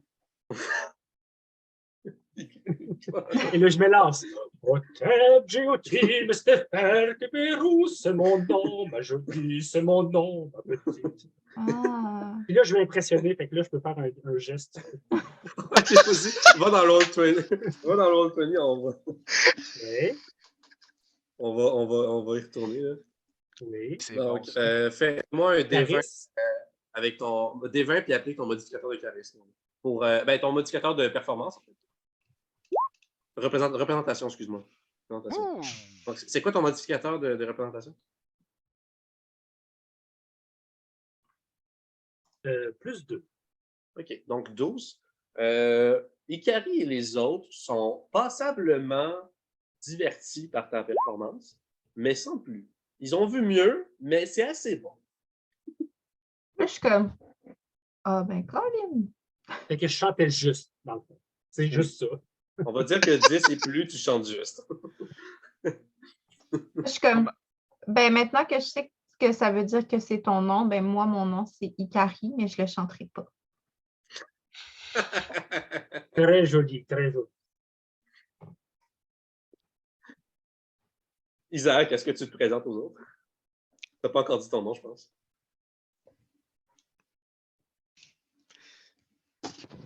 Pardon, excusez-moi. OK. Mon nom, c'est Isaac. Voilà, c'est tout ce que je dis. Je reste en silence le plus possible. Je l'imagine gêné depuis le début, complètement, genre. Ouais, est-ce que tu as Très un gêné. ou tu as un happy? C'est bon, parfait. Alors, Dachia vous regarde de manière un peu awkward, puis il dit très bien. Dis-moi, Meredith, quand est-ce que la quête commence? Elle a réfléchi un peu là, en marmonnant. Ouais. Dans 1 heure, me semble, de mémoire, là, me semble que c'est ça que Bartholomew m'avait dit. Là. Calice. Ça sort tellement de nulle part. Apparemment, dans le commun, il y a du code ici. Les sacres sont canons dans l'univers d'Animalis. Incroyable. Oh, très bien. Donc, vous pouvez vous préparer. Savez-vous quoi? Je vais vous escorter jusqu'au manoir du comte à Abogo. Et on va vous préparer pour la quête. On va lui signaler que vous êtes les aventuriers qui ont été engagés pour remplir l'escorte. Ça vous va? Bien sûr. Absolument. J'imagine. Bien Ça sûr. fait partie de la quête. Excellent. Deuxième étape du test. Première quête. Alors, avant de partir, vu que vous êtes des maîtres animaliers aussi, un petit cadeau pour partir, pour être sûr que ça commence du bon pied. Gulliver, est-ce que tu viendrais ici? Là, il y a. Il y a un homme de taille moyenne avec les cheveux noirs, un peu wavy puis pointé vers le haut, qui apparaît. Il porte un grand. Je ne vais pas dire l'économie. Gulliver. Et voilà, donc d'accord. Donc, il apparaît avec en apparence, il a l'air un peu timide, il est un peu socialement anxieux, un peu comme Isaac. Là. Puis, il est là, il a les cheveux noirs en bataille en mèche par le haut. Il a les yeux gris avec des lunettes argentées rectangulaires. Il a un long manteau vert foncé avec un tablier violet par-dessus. Il a des gros gants violets par-dessus son manteau, des pantalons gris et des chaussures violettes. Et vous le voyez sortir de la porte de derrière qu'il y avait sur le côté. Je ne sais pas si on va remonter. Je pense Est-ce que vous voyez Ron Tudor, ça va? Oui. Parfait. Donc, moi, il faut que je le. Donc, vous voyez la porte qui est comme dans le haut d'espèce de rectangle là, dans le coin. Oui. Il sort de là et vous pouvez apercevoir un peu au travers de la porte ce qui vous apparaît comme étant un laboratoire ou un bureau d'alchimiste. Donc, il y a des concoctions, il y a des Erlenmeyer, des béchères, des fioles, des objets, des ingrédients qui pourraient servir à faire de l'alchimie. Et il arrive, il dit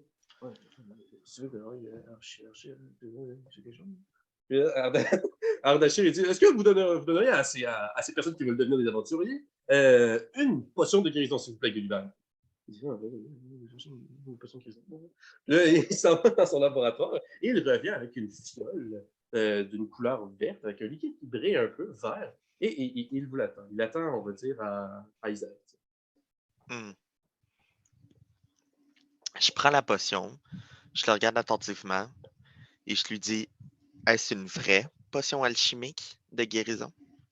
OK. Tu veux me faire un jet de D20 avec ton modificateur d'intuition pour savoir si c'est la vérité? Bien sûr. Donc, plus intuition. Intuition, j'ai plus 4. J'ai un bonus de maîtrise dessus. Le bonus de maîtrise est déjà appliqué dans ton nom. Ouais. Dans mon plus 4? Ben, les autres à côté de la rangée. Ah, ouais, ok, ouais, t'as raison. Ok, c'est bon. Fait que j'ai plus 4 intuition. Parfait. Donc, je te laisse des 20. J'ai déjà fait, j'ai eu 10. Ah, ok, pour faire. Ah, c'est parce qu'il y avait eu 2 10, c'était parfait. Donc, Ouais, 10 plus 4, excellent. Donc, 14. T'es pas mal confiant du fait qu'il te dit la vérité, mais t'as quand même un léger doute. Tu le regardes dans les yeux, il te regarde de retour, vous êtes un peu comme gênés l'un envers l'autre. Pierre Dachir fait mais voyons, mais bien sûr que c'est une vraie potion de guérison. Vous savez, nous ne sommes pas des arnaqueurs ici à la Guilde des Penseurs. Jamais je ne vous arnaquerai. Qu'est-ce que tu fais? Je prends la potion, je la range dans mon sac, je regarde le monsieur qui m'a donné la potion, puis j'ai dit merci beaucoup. C'est tout. Je regarde Ardachir, puis je suis comme, c'est vraiment pas juste ce que vous faites en ce moment, hein? Parce qu'on est 4. Comme ça. Vous savez, notre cher Gulliver Limburg a beaucoup de travail en tant qu'alchimiste de la Guilde des Défenseurs. On est assez limité dans nos provisions. Fait que je vous offre gratuitement une seule potion de guérison et ça devrait vous servir si quelqu'un est blessé durant la mission. Peut-être aurez-vous l'occasion d'en avoir davantage dans les prochaines quêtes, si vous le faites bien. Je regarde genre, mais... Ça dit en passant, c'était assez apparent. Gulliver Limburg vous est apparu avec un teint un peu plus pâle qu'à la moyenne. C'est un Istrogonien qui vient du pays complètement à l'ouest, qu'on avait vu à la carte tantôt, l'Istrogonie, qui est un pays inspiré de l'Allemagne, de la Roumanie et de l'Europe de l'Est. Et qui est, par ailleurs, le pays avec l'alchimie la plus avancée au monde. Moi, by the way, ma réaction, Je fais juste dire ah, des potions, pas besoin. Je peux te dire, on va besoin, les potions. Je suis arrêté, là, il y a beaucoup ce que tu veux, là.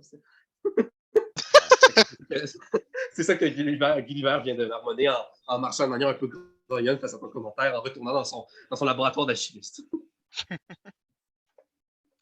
Et là, vous voyez Clémence Vermandois qui vous regarde en applaudissant et qui dit « Ah, comme c'est excitant! On va avoir des nouveaux aventuriers à la guilde! J'espère que vous allez avoir beaucoup de succès dans votre première quête! » Puis Ben moi, là, j'ai faim. derrière, t'as Meredith qui dit « Hey, là, t'as parlé des colis, tu vas réussir ta quête avant d'avoir des aventuriers, là! » Là, on peut commencer à faire ça, là, Asti, l'Ardachir, là, 10 heures, là, avec le chef, Asti! L'Ardachir, comme, oh, calme-toi, Meredith, c'est bon, là, ok, d'accord. Vous aurez droit à de la nourriture et nous pourrons festoyer si vous réussissez la quête et vous nous venez sain et sauf. Tiens, ce sera la deuxième étape du test. La nourriture, Pendant ça me que parle. tout Ça me parle. Vas-y.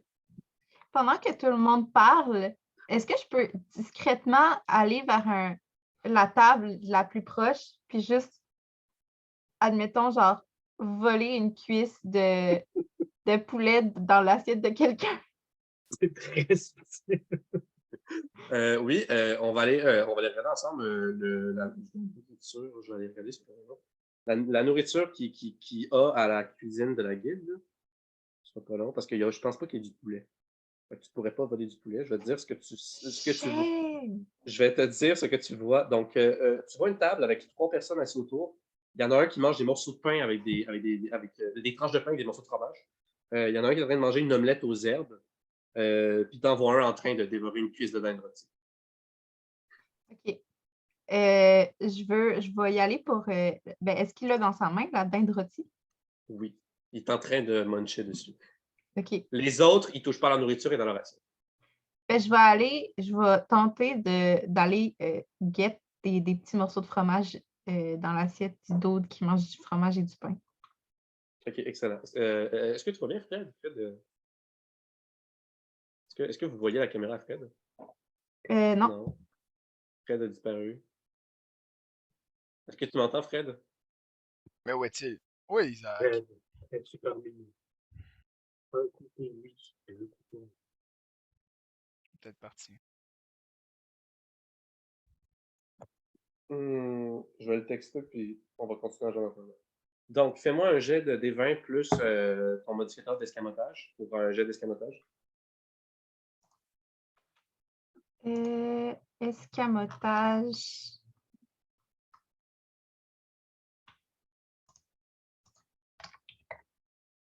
Oups. Donc, j'ai eu 20 au total. OK, donc, tu as encore une réussite critique. Tout dans l'honneur du chat de la fortune, tu as énormément de chance. Et tu glisses tranquillement ta main, tu agrippes le morceau de fromage et le gars s'en rend aucunement compte. C'est super. Fait que je retourne discrètement au groupe et je me mets à muncher. Parfait. Là, c'est embêtant. Pourquoi Fred n'est plus là? J'ai essayé de l'appeler.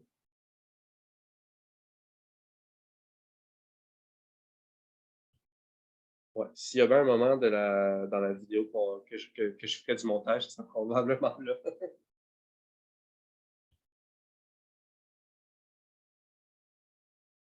Il t'a demandé de revenir. Ah, OK, excellent. OK, merci de me l'avoir dit. OK. Il est de retour. Excusez-moi, j'ai accroché un piton sur ma souris puis ça m'a juste sorti de la réunion. Je sais pas compris ce qui s'est passé. Vilain Frédéric. Donc, pour résumer ce qui s'est passé, j'ai eu 17 plus 3, donc j'ai fucking réussi à voler du fromage. Oh. Je te laisse, tu grignotes ton morceau de fromage. Tu le mets dans ta poche. Je le bouffe. OK, parfait. Moi, Excellent. ma réaction à ça, by the way. Personne l'a vu. Hein. Elle a tellement été bonne pour voler le fromage. Personne dans tout le bâtiment s'en est rendu compte, y compris toi. Mais moi, ce que je veux juste dire, c'est genre, moi, je le sais, je le remarque pas. Je suis vraiment concentré à savoir c'est quoi qui va être la quête. Je suis juste prêt. Puis t'as juste mon animali qui est juste là puis qui bave parce qu'il va grignoter, c'est tout. Dès qu'elle commence à grignoter, il est juste comme. Il sort un petit peu sa tête, puis moi, j'en remarque rien, même pas l'animal. C'est C'est vrai, bon. nos animaliers ne sont pas sur l'autre. Moi, il y a une petite conscience un peu avec la bouffe, là. Ouais, je le Donc, mentionne comme ça. Vos animaliers ont une conscience, mais ils sont à mi-chemin entre la. Vous êtes un peu en symbiose avec la conscience de votre animalier. Il vous influence, vous l'influencez, vous le contrôlez, mais il vous contrôle un peu dans vos pulsions et vos envies. Donc, pour les viewers, c'est un peu plus grave comme ça. Donc, ton ours a faim. C'est peut-être le reflet de ta propre faim. Je sais pas. c'est un peu ça. Alors, mes chers, est-ce que vous seriez prêts à commencer? Toujours. Oui, Toujours. Excellent. Donc, il mène la marche. Et là, juste au moment où est-ce qu'il ouvre la porte pour quitter, il y a Meredith Beaumont derrière qui dit « Vous êtes plus de l'avoir demandé! » Là, il ferme la porte pour genre faire comme « Ok, c'est assez, Meredith. » Oh my god. Et la dernière chose que vous voyez, c'est Clémence qui vous fait un grand sourire et qui vous regarde avec des yeux remplis d'espoir. Hmm. Fait que c'est ça. Et donc, il ferme la porte. Juste pour vous, vous êtes à nouveau devant le bâtiment de la Guilde des défenseurs. Donc, on va quitter éventuellement.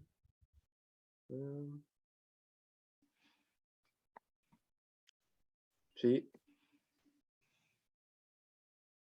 Ardashir regarde un instant la porte d'entrée par laquelle vous êtes entré juste avant. Et il vous pointe la porte d'entrée en vous disant « Dites, comment vous le trouvez, mon logo? C'est moi qui l'ai choisi. » il est vraiment cool. Moi, je fais Oui. juste dire, c'est assez impressionnant, un beau symbole de force de protection. Ah, vous savez, ça représente la protection de mon animalier. Et je ne sais pas si vous avez remarqué, mais l'assemblement d'épées, de cimeterres et de boucliers, ça ressemble un peu à un éléphant, comme mon animalier. Wow, trop Impré- cool. Impressionnant. Impressionnant. Quelle belle Ah, achievement. merci, vous savez, j'en suis très fier. Hein? Ce logo est reconnu partout dans Britoria comme un signe de puissance et de protection. Hmm. Magnifique. Et là, il mène la marche. Donc, vous le suivez, j'imagine. Sinon, ça. On va retourner Est-ce que tu à... marches? Quoi? Ben, j'ai mon ordi sur mes genoux. Ah, Je fais ok. juste lever mes genoux, fait qu'on dirait vraiment que je marche. C'est vraiment incroyable. C'est vraiment Donc, l'animation cheap. comme vous pouvez voir, là, vous êtes en bas de la guilde des défenseurs. Donc, vous traversez à côté de la forge. Vous voyez des gens qui travaillent le métal sur des enclumes. À côté de l'armurerie, des gens qui regardent, qui comparent les épées, comparent les marteaux d'armes, qui sont un peu en train d'hésiter pour l'achat. Vous passez à côté de la tannerie, puis vous voyez une personne en train de dépecer un animal pour utiliser son cuir. Vous passez à côté de l'écurie, puis vous voyez quelques montures, des ânes, des mules, des chevaux, des poneys. Otep, ton animalier de la folie, il sort tout seul sans ta volonté et il regarde avec grande attention et grand intérêt un âne femelle qu'il aperçoit de l'autre côté de l'écurie et il est comme. Donc, on ne l'avait pas mentionné, mais les animaliers ont un intérêt, un certain attrait, une certaine prédisposition pour les animaux qu'ils représentent. Et nos personnages ont un bonus de +5 pour tous les jets de dressage et de nature pour leurs propres animaux. Est-ce que tu veux faire quelque chose par rapport à la réaction de ton âne face à l'ânesse dans l'écurie? Oui, ben, comme pendant qu'on se déplace, moi, j'ai le sourire d'en face, là, puis je fais des petits bruits, genre, Puis quand il sort de ma tête, il fait trébucher par en avant, tu vois, ben, ceux qui peuvent regarder mon visage, l'éclair d'un instant, je deviens très sérieux, puis très, comme des larmes dans les yeux, puis je le regarde pas, tout simplement. Comment vous réagissez les autres face à cette exubérance? Moi, ben, je le regarde et je suis semi-indifférent, mais en même temps, je trouve sa réaction très contrastée. Donc, je me demande juste vraiment s'il est bien. Je suis comme drôle de personnage, puis j'avance. C'est bon. Vous poursuivez. Donc, vous passez à côté du puits et vous traversez le pont qui traverse la rivière. Vous voyez sur le bord de la rivière, un peu plus éloigné du pont, il y a quelques personnes qui pêchent tranquillement en regardant l'eau. Vous passez à côté du pigeonnier, vous entendez des battements d'ailes des pigeons qui... Des pigeons supersoniques qui traversent, qui percent le ciel et qui reviennent délicatement par le pigeonnier pour ramener des messages ou envoyer des messages. Il y a un magasin général à côté. Vous entendez des gens entrer et sortir par la porte et qui reviennent avec des objets variés du quotidien. Vous passez à côté de l'auberge. Oui, Je vas-y. peux réagir.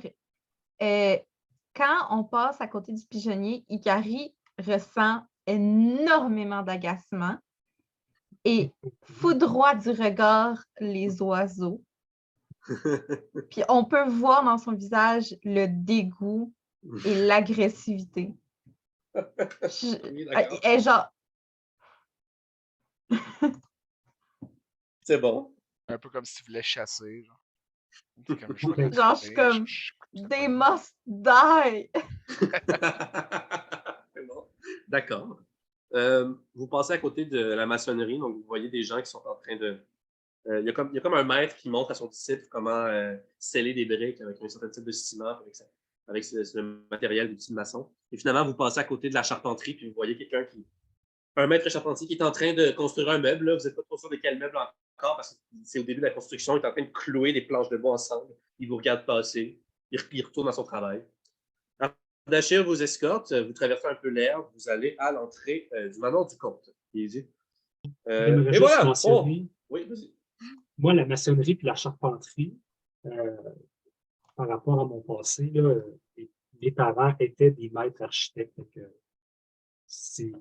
Je profite juste du fait qu'on passe à côté de ça. Moi, c'est des trucs que je suis habitué. On n'est pas des maçons ou des charpentiers, mais c'est familier pour c'est voir connexe, les outils. Puis, voilà. Je comprends, absolument. Excellent. Donc, on va poursuivre. Ardashir vous amène juste devant. Vous avez comme un passage de pierre, là, il y a comme des haies de cèdre tout autour du manoir. Le manoir est très grand. Il est bleu, comme vous pouvez voir sur la carte. Vous pouvez quand même voir la majorité du bâtiment dépasser des haies de cèdre. Il vous regarde, il se retourne devant vous, il dit « On est rendu, et voilà, je vous présente le manoir du comte Bartholomew Vaugour, celui qui dirige cette ville. » Puis là, il regarde le soleil, il regarde le ciel, puis il dit par rapport à ce que Meredith dit, je dirais que le départ devrait commencer dans à peu près 10 minutes. Je vais aller voir le comte et aller préparer la quête pour vous. C'est bon? Bien sûr. Bien sûr. Excellent. Je tiens juste à mentionner quand même, vous avez de la chance que le chef, vous ressentez vraiment le fait que le chef avait un intérêt marqué pour vous, que c'est probablement dû au fait que vous êtes aussi des maîtres animaliers comme lui, et que c'est quand même une chance pour vous que le chef de la guilde lui-même vous ait escorté jusqu'à votre quête. Donc, il rentre à l'intérieur. Ça dure qu'à peu près 2 minutes. Il revient avec deux hommes qui le suivent. Donc, on va sortir des affaires. On va fermer ça. C'était pas bien long. En attendant, est-ce que vous faites quelque chose pendant les 2-3 minutes qu'Ardashir s'absente pour aller chercher les gens à l'intérieur? Moi, j'étais juste à mentionner que je regarde Isaac, puis je sais pas, il se trouve où, mais je le trouve vraiment très silencieux et ça me titille. Fait que Isaac, je te regarde, puis je te dis, euh, est-ce qu'il y a un problème? On t'entend pas? J'ai vraiment un problème de micro, excusez-moi. Je le regarde en retour et je lui dis pour l'instant non. Puis je le foudroie vraiment de mon regard. Puis je me mets quasiment sur mes gardes. Là. Bien, moi, ma réaction, c'est simple, je fais juste comme comprendre que t'es à l'affût, puis je fais ah, bien, parfait. Puis je me sens satisfait de ta réaction. Je suis comme ah, finalement, il n'est pas Enfin, dans son enfin de coin. l'émotion dans cette Il fait quelque chose, c'est intéressant. Parfait. je C'est bon. m'assois par terre Excellent. et je joue avec l'herbe. Pas de problème avec ça. Moi, je suis un peu en fascination toujours envers ma poêle. Je regarde son habit, sa barbe. Ça se peut que je sois un peu trop proche pour toi aussi. Je suis quand même à côté de toi. Mais genre, t'es à côté de moi, t'es-tu comme vraiment Je te collé, genre? Non, non. Mettons 1 mètre. Ok. Je J'imagine. pourrais étendre mon bras pour toucher, mais je te regarde. Ok. Ok, je comprends. Ben, moi, j'imagine juste mon ours comme sortir, te sentir, genre. Puis là, ben, moi, je me tourne parce que justement, je te vois, puis je fais juste Ah, bonjour. Est-ce que je peux t'aider? Oui, vous avez de très beaux habits. Comment ils sont construits? C'est quel matériau? Hmm. Eh bien, la majorité est fait avec des plantes, mais des fois, des petits lièvres, ça donne de la chaleur. Incroyable, fascinant! Hmm. Vous êtes un drôle de personnage, monsieur Poto. C'est bien ça, Poto? Poteau, exactement, vous pouvez m'appeler Poteau. Hmm. Magnifique, Poto. Magnifique. Son nom, c'est pas Poto, c'est Otep. Il l'a chanté tantôt, t'écoutes pas? Ah, moi et la musique, vous savez. Non. Je suis pas un grand chanteur. Si vous m'entendez chanter un jour, courez.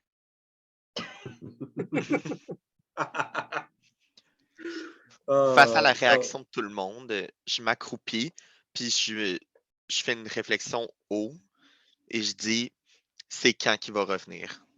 C'est long. Genre, Impatient. please, laissez-moi pas avec eux. C'est ça qui se passe dans la tête d'Isaac. Exactement. Je mentionne rapidement quand même que si tu veux, ça revient, ça revient ma foi, l'art le plus réputé et le plus répandu dans les types de Jack, c'est la danse. Ah, la danse, par contre, hein. Fait que, c'est ça. Ça, c'est autre chose. Hotep, dans ton pays, Chamano, c'est l'architecture, on l'avait mentionné. Ikari, c'est les festivals, les carnavals, les parades. Puis Isaac, Artenos, c'est la La sculpture. sculpture. Ouais, c'est ça. D'ailleurs, tu changerais-tu ton nom? C'est vrai, j'avais pas mal. Juste pour bien. Ah bien- oui, bien, excusez-moi. Justement, je m'en allais l'écrire.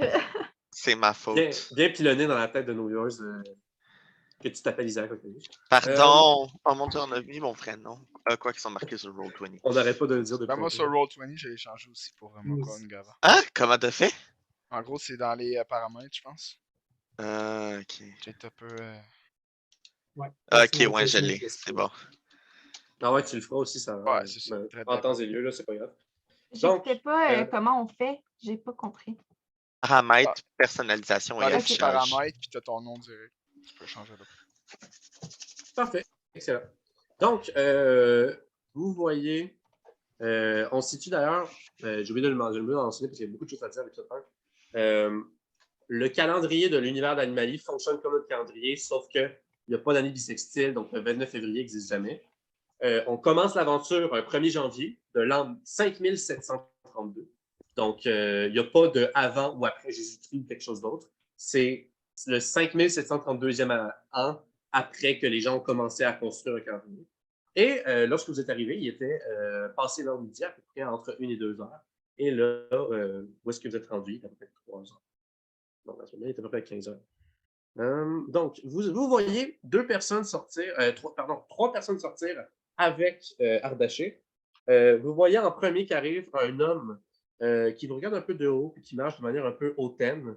Il a les cheveux courts, châtains, une courte moustache châtaine, comme ça, qui fait juste le tour de sa lèvre supérieure. Un chapeau de Tudor noir, je ne sais pas si vous visualisez un peu, c'est un chapeau un chapeau de Tudor médiéval. Une chemise jaune, un long manteau rouge et blanc avec un peu de fourrure sur le côté, des collants noirs et des bottes hautes jaunes. Et vous voyez une personne qui le suit de près derrière, là, qui se colle un peu à lui. Quelqu'un qui lui ressemble quand même pas mal, qui est plus jeune, manifestement, là, qui est plus comme jeune adulte, qui a l'air assez timide, qui a l'air anxieux, embarrassé, gêné, qui essaie de ne pas se faire trop gros. Lui aussi a des cheveux courts châtains. Il a un semblant de moustache châtaine aussi, mais très court, là, comme si ça commençait à pousser un peu. Là. Un chapeau de Tudor noir également, une chemise jaune, une courte cape rouge et blanche, au lieu d'être longue, des collants noirs et des bottes hautes jaunes, habillé sensiblement de la même façon, à la différence que sa cape est beaucoup plus courte que l'autre personne. Et vous semblez les connaître comme étant probablement le comte de Elbert Bartholomew Avogour et son fils Jérémia Avogour. Et vous voyez Ardachir derrière et un monsieur avec une petite beurrée et puis un petit manteau qui les suit derrière. Qu'est-ce que vous faites? Est-ce que vous réagissez à ça? Oui, Moi, ma première réaction, quand que je vois le compte arriver, je le sens essayer de m'impressionner, donc je fais juste me relever les épaules, puis je sors un petit peu mon animalier. Je suis juste comme, Oh mon Dieu! Mon Dieu, Ardashir, vous m'avez pas dit que c'était d'autres maîtres de magie. Il y a d'autres maîtres de magie dans la ville. C'est si rare qu'on a des maîtres de magie à mort. Que c'est fascinant. fascinant. Puis là, Ardashir répond Ah, c'est vrai, j'avais oublié de te le dire, Bartholomew. Oui, effectivement, ce sont 4 maîtres de magie qui sont arrivés aujourd'hui même à ma guilde. Et figure-toi qu'ils veulent rejoindre ma guilde. N'est-ce pas fascinant? Puis là, tu vois Bartholomew qui commence juste à fixer l'un à la suite de l'autre, puis à réfléchir à comme. Il semble intéressé, il semble fasciné par le truc. Puis il regarde avec un mélange de fascination et de dédain, l'ours de la force. Voilà. Puis il prend ses distances un peu. Tu sais. Je reste assis, puis j'accote ma main sur le sol, puis je suis comme, faut que je me lève bientôt, là.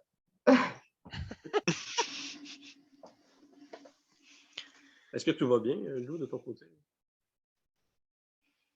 Oui, vous n'entendiez pas mon cellulaire vibrer comme ça? Ah, non. Ok, parce que c'est mon cellulaire qui me filme. OK. Oui, tout va bien. OK, parfait. Tu remets toute ta caméra dès que tu pourras. Donc, Ardashir dit, il vous regarde tous avec un grand sourire, puis il vous dit alors, je vais vous laisser comme ça. Voici la carriole, voici le cocher. Il pointe le monsieur avec le beret, puis il le compte. Vous allez pouvoir aller directement, à partir de maintenant, en direction du trial en empruntant la route principale. Vous allez devoir, comme on l'avait mentionné avec l'Hérédite, devoir escorter M. Bartholomew et Jérémia juste ici.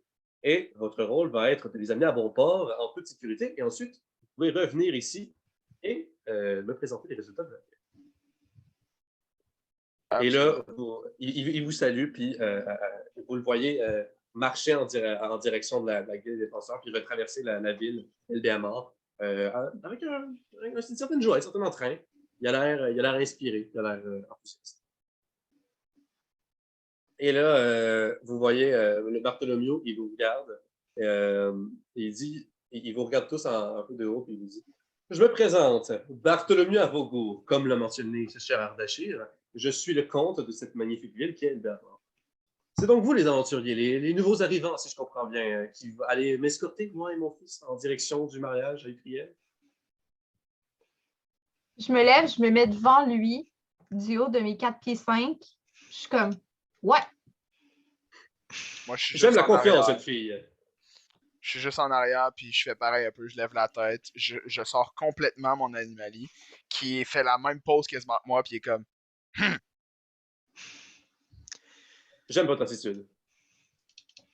Moi, j'ai été accroupi, donc je me lève.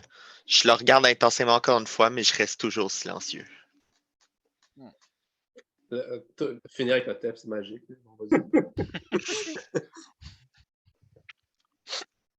Moi, je m'exclame bonjour, sire à rebours. Je me présente Otep à vos ordres. Si vous voulez une chanson, ce sera de ce pas. À ce moment-là, je suis genre, ah, pas une chanson encore. parfait. C'est compte à vos goûts pour vous. Compte à vos goûts. Oui. Absolument. OK. C'est bizarre comme nom. Puis là il fait signe à son fils, Jérémia. Le Jérémia, il vous regarde un peu de manière timide puis nerveuse. Puis il fait juste comme vous saluer dans cette geste de tête. Puis il se précipite dans la carriole à laquelle le cocher est déjà installé. Les 2 chevaux sont installés. Il y a 2 chevaux qui vont tirer la carriole. Et puis le Bartholomew vous indique de rentrer dans la carriole avec vous. La porte vous est ouverte. Vous rentrez, j'imagine, ou vous décidez de vous suicider spontanément. Parce que vous avez changé d'idée et vous voulez plus jouer à Donjon Dragon, finalement.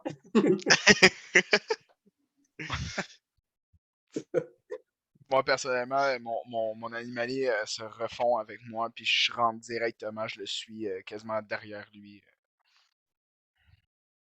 Parfait. Est-ce que les autres font de même? Donc, Moi, je suis Mokwa, qui a commencé à marcher. Je me suis... C'est un 6 places, donc il y a 6 places dans la carriole, donc vous 4 plus Jérémia et Bartholomew. Donc vous êtes partis, vous partez, le cocher fait ah! Parce que c'est ça que fait un cocher, c'est-tu? Puis là, les chevaux avancent et vous galopez, vous quittez par la route vers le nord, là, vers le haut de la carte, et vous avancez tranquillement. Et de plus en plus que vous vous éloignez de l'épée à mort, il y a des plaines, et éventuellement les plaines deviennent un peu forestières. Éventuellement, vous approchez une forêt et vous rentrez dans la forêt, et il y a toujours le chemin, et vous continuez. Qu'est-ce que vous faites pendant le chemin? Je dors. Moi, je pense que je dors aussi. Genre, je tombe un peu de fatigue parce que j'ai faim. Fait que je suis comme. Hmm. Je m'accote, puis je picole. Ouais. Ben, je sais pas si ça dérange du monde, mais moi, je fais des bruits avec ma flûte. Tout, tout, tout. Jérémia te regarde d'un air à la fois amusé et nerveux, Otep. Puis après ça, il regarde Ikari et Mokwa un peu comme gêné, puis un peu comme stressé. Puis là, il chuchote à son père, genre Père, n'était-il pas supposé nous escorter pour notre sécurité? Mais il dort pourtant. Puis Puis j'entends là, ça dans mon sommeil, puis je suis comme, inquiète-toi pas, puis je me rendors. Moi, je fais juste comme. Oh. Ça finit là. Isaac, tu fais quoi? Je regarde le comte, je regarde son fils et je dis, dis-moi, t'as quel âge? En parlant au fils, bien évidemment. Oui, bon, ben, évidemment que je le sais par contre, ça, ben oui, hein. Euh, On te teste, il Charles. répond, il répond ben, j'ai 19 ans. Hmm. Et là, je le regarde d'un air un peu dubitatif et, on va dire, surpris. Et je dis, 19 ans? Alors, t'es un homme plus vieux que moi. Puis là, je le regarde vraiment, genre, très dans les yeux. Et je dis, tu devrais être plus confiant que ça à ton âge. Je fais juste tourner la tête, puis je regarde dehors.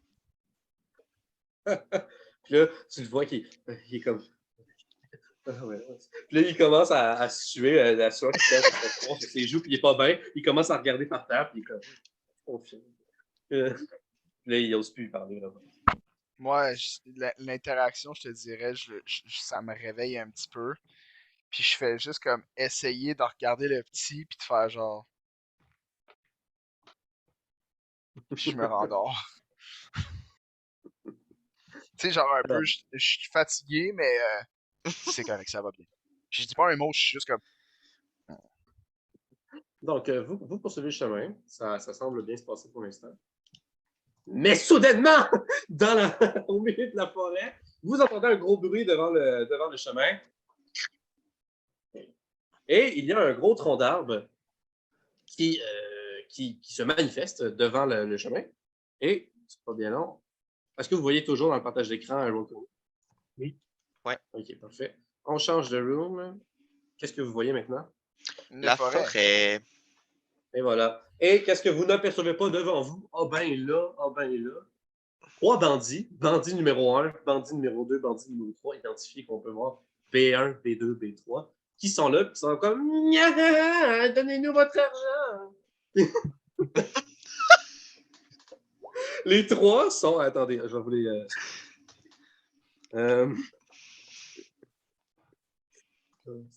Donc, il faut que je sorte ma fiche de personnage. Donc, je vous ai, comme vous pouvez voir là, sur le Roll20, on a dans le fond BA, c'est Bartholomew Avocourt, en écriture noire, fond blanc, parce que, encore une fois, ce sont des humains normaux qui n'ont pas d'anomalie. À sa droite, JA pour Jérémy Avocourt. Attendez avant de bouger vos personnages. Bougez-les pas, c'est un vrai combat, juste pour prévenir. Comme on peut voir, vous êtes placés de part et d'autre de la carriole. Devant, vous avez C pour le cocher. Il n'avait pas demandé son nom, il y a un nom, mais pour l'instant, c'est coché. On a à droite MU pour Mokwangava. À gauche, ça c'est un animalier. Donc les animaliers, pour les viewers, quand ça a un rond blanc, ça signifie que c'est un animalier. Puis quand ça n'a pas de rond blanc, pas de contour, c'est un humain. Donc OF pour l'ours de la force. Ensuite, on a OTEP. À gauche, AF pour l'âme de la folie. À gauche, on a IO, Isaac Octavius. À droite, AC pour l'araignée de la créativité. Puis en haut, Ikari Sakamoto. Puis à droite, le chat de la fortune. C'est clair pour tout le monde? Je pense que c'est bien Ouais. représenté. Parfait. Donc, on engage un combat. Est-ce que vous voulez vous engager en combat ou est-ce que vous voulez qu'on fasse un à suivre pour le premier épisode? C'est vous qui voyez. Oui, c'est justement ce que j'allais aborder comme sujet. Soit on fait le combat, ben encore une fois, c'est correct, là, mais après le combat, ça serait bien pour vous. Moi, je Ouais, non, pense c'est que sûr ça qu'on. vient de faire un à suivre tout de suite, garder le combat pour la prochaine fois. On va commencer avec On le combat, commence je pense en que ça peut être force. intéressant. Ouais. Ah, ok. On sait qu'il y a un combat, on commence paf en arrivant, puis On étudie nos Donc, fiches comme il faut. donc voilà comment ça se déroule. Les bandits, trop bandits sortent derrière les arbres, vers les rochers, puis ils font Nya, donnez-nous votre argent! parce que parce que c'est ce que font les bandits dans la vie. Vous les Bien voyez, sûr. il y en a deux qui sortent un cimetière. Vous savez, c'est quoi des cimetières? On l'a vu tantôt sur le logo, c'est comme une espèce de court sabre courbé. Là. Il y en a deux qui sortent un cimetière qui vous pointent. Il y en a un qui sort un arbalète légère prêt à tirer. Et vous êtes pris en embuscade. Et vous, le cocher, il reste devant ses chevaux. Il leur fait signe d'arrêter. Les chevaux arrêtent. Puis il reste en les regardant, puis il fait Ah, pas encore. Puis là, et là, et là, vous voyez Bartholomew et Jérémie Arrobo qui sont Ah! Puis là, ils sortent soudainement de la carriole. Ils se cachent derrière de peur. Et vous avez, vous, qui sortez des deux bords de la carriole en regardant, en pourfendant du regard les bandits. Et j'imagine, vous me direz si c'est pas vrai, vous manifestez tous en même temps vos animaliers prêts au combat. Bien Ouais. sûr. Et ça va être un assaut. Mais on finit pas tout de suite. Donc, première partie d'Animalie, premier épisode. J'avais oublié de le plugger, on le plug rapidement. Mathieu, dans la vie, c'est un compositeur, chanteur-interprète. Il a sorti un album il n'y a pas longtemps de musique qui s'appelle Croître sans racine. Là, Yes. le lien va dans la description. Ça va dans la description de la vidéo. Et moi, dans la vie, je suis aussi un auteur de romans de science-fiction. J'écris une saga de romans qui s'appelle Étrange. Donc, si vous aimez la comédie, si vous aimez le drame, l'action, le suspense, c'est du surnaturel, ça parle de science, ça parle de philo. C'est assez coloré, assez funky. J'ai publié mon premier livre. Il est disponible en version papier, sur commande et en version numérique. Et il va y avoir également le lien dans la description. Est-ce que vous avez un commentaire de la fin? C'était bien cool. J'ai vraiment aimé ça. C'était le fun. là, t'as mangé du fromage, c'est quand même très soif. C'était cool. Vraiment. Excellent. Et Lou et Fred? Moi, j'ai quelque chose à préciser.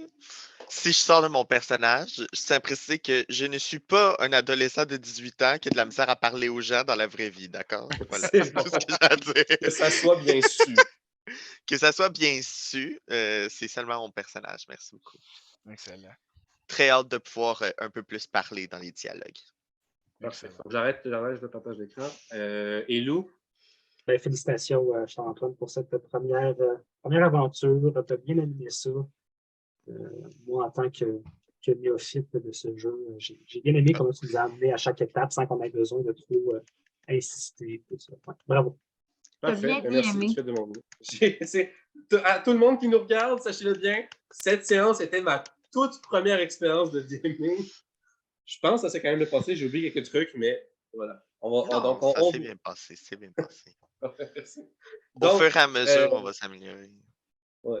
Mais merci à tous ceux qui nous ont écoutés. N'hésitez pas à vous abonner à la chaîne YouTube quelconque sur laquelle va être cet épisode. On va probablement faire des épisodes à peu près à toutes les 2 semaines, à peu près. Donc, épisode 2 à suivre. Ça va venir bientôt. Merci d'avoir écouté. À la prochaine. Bye Au bye. revoir. Bye bye. OK.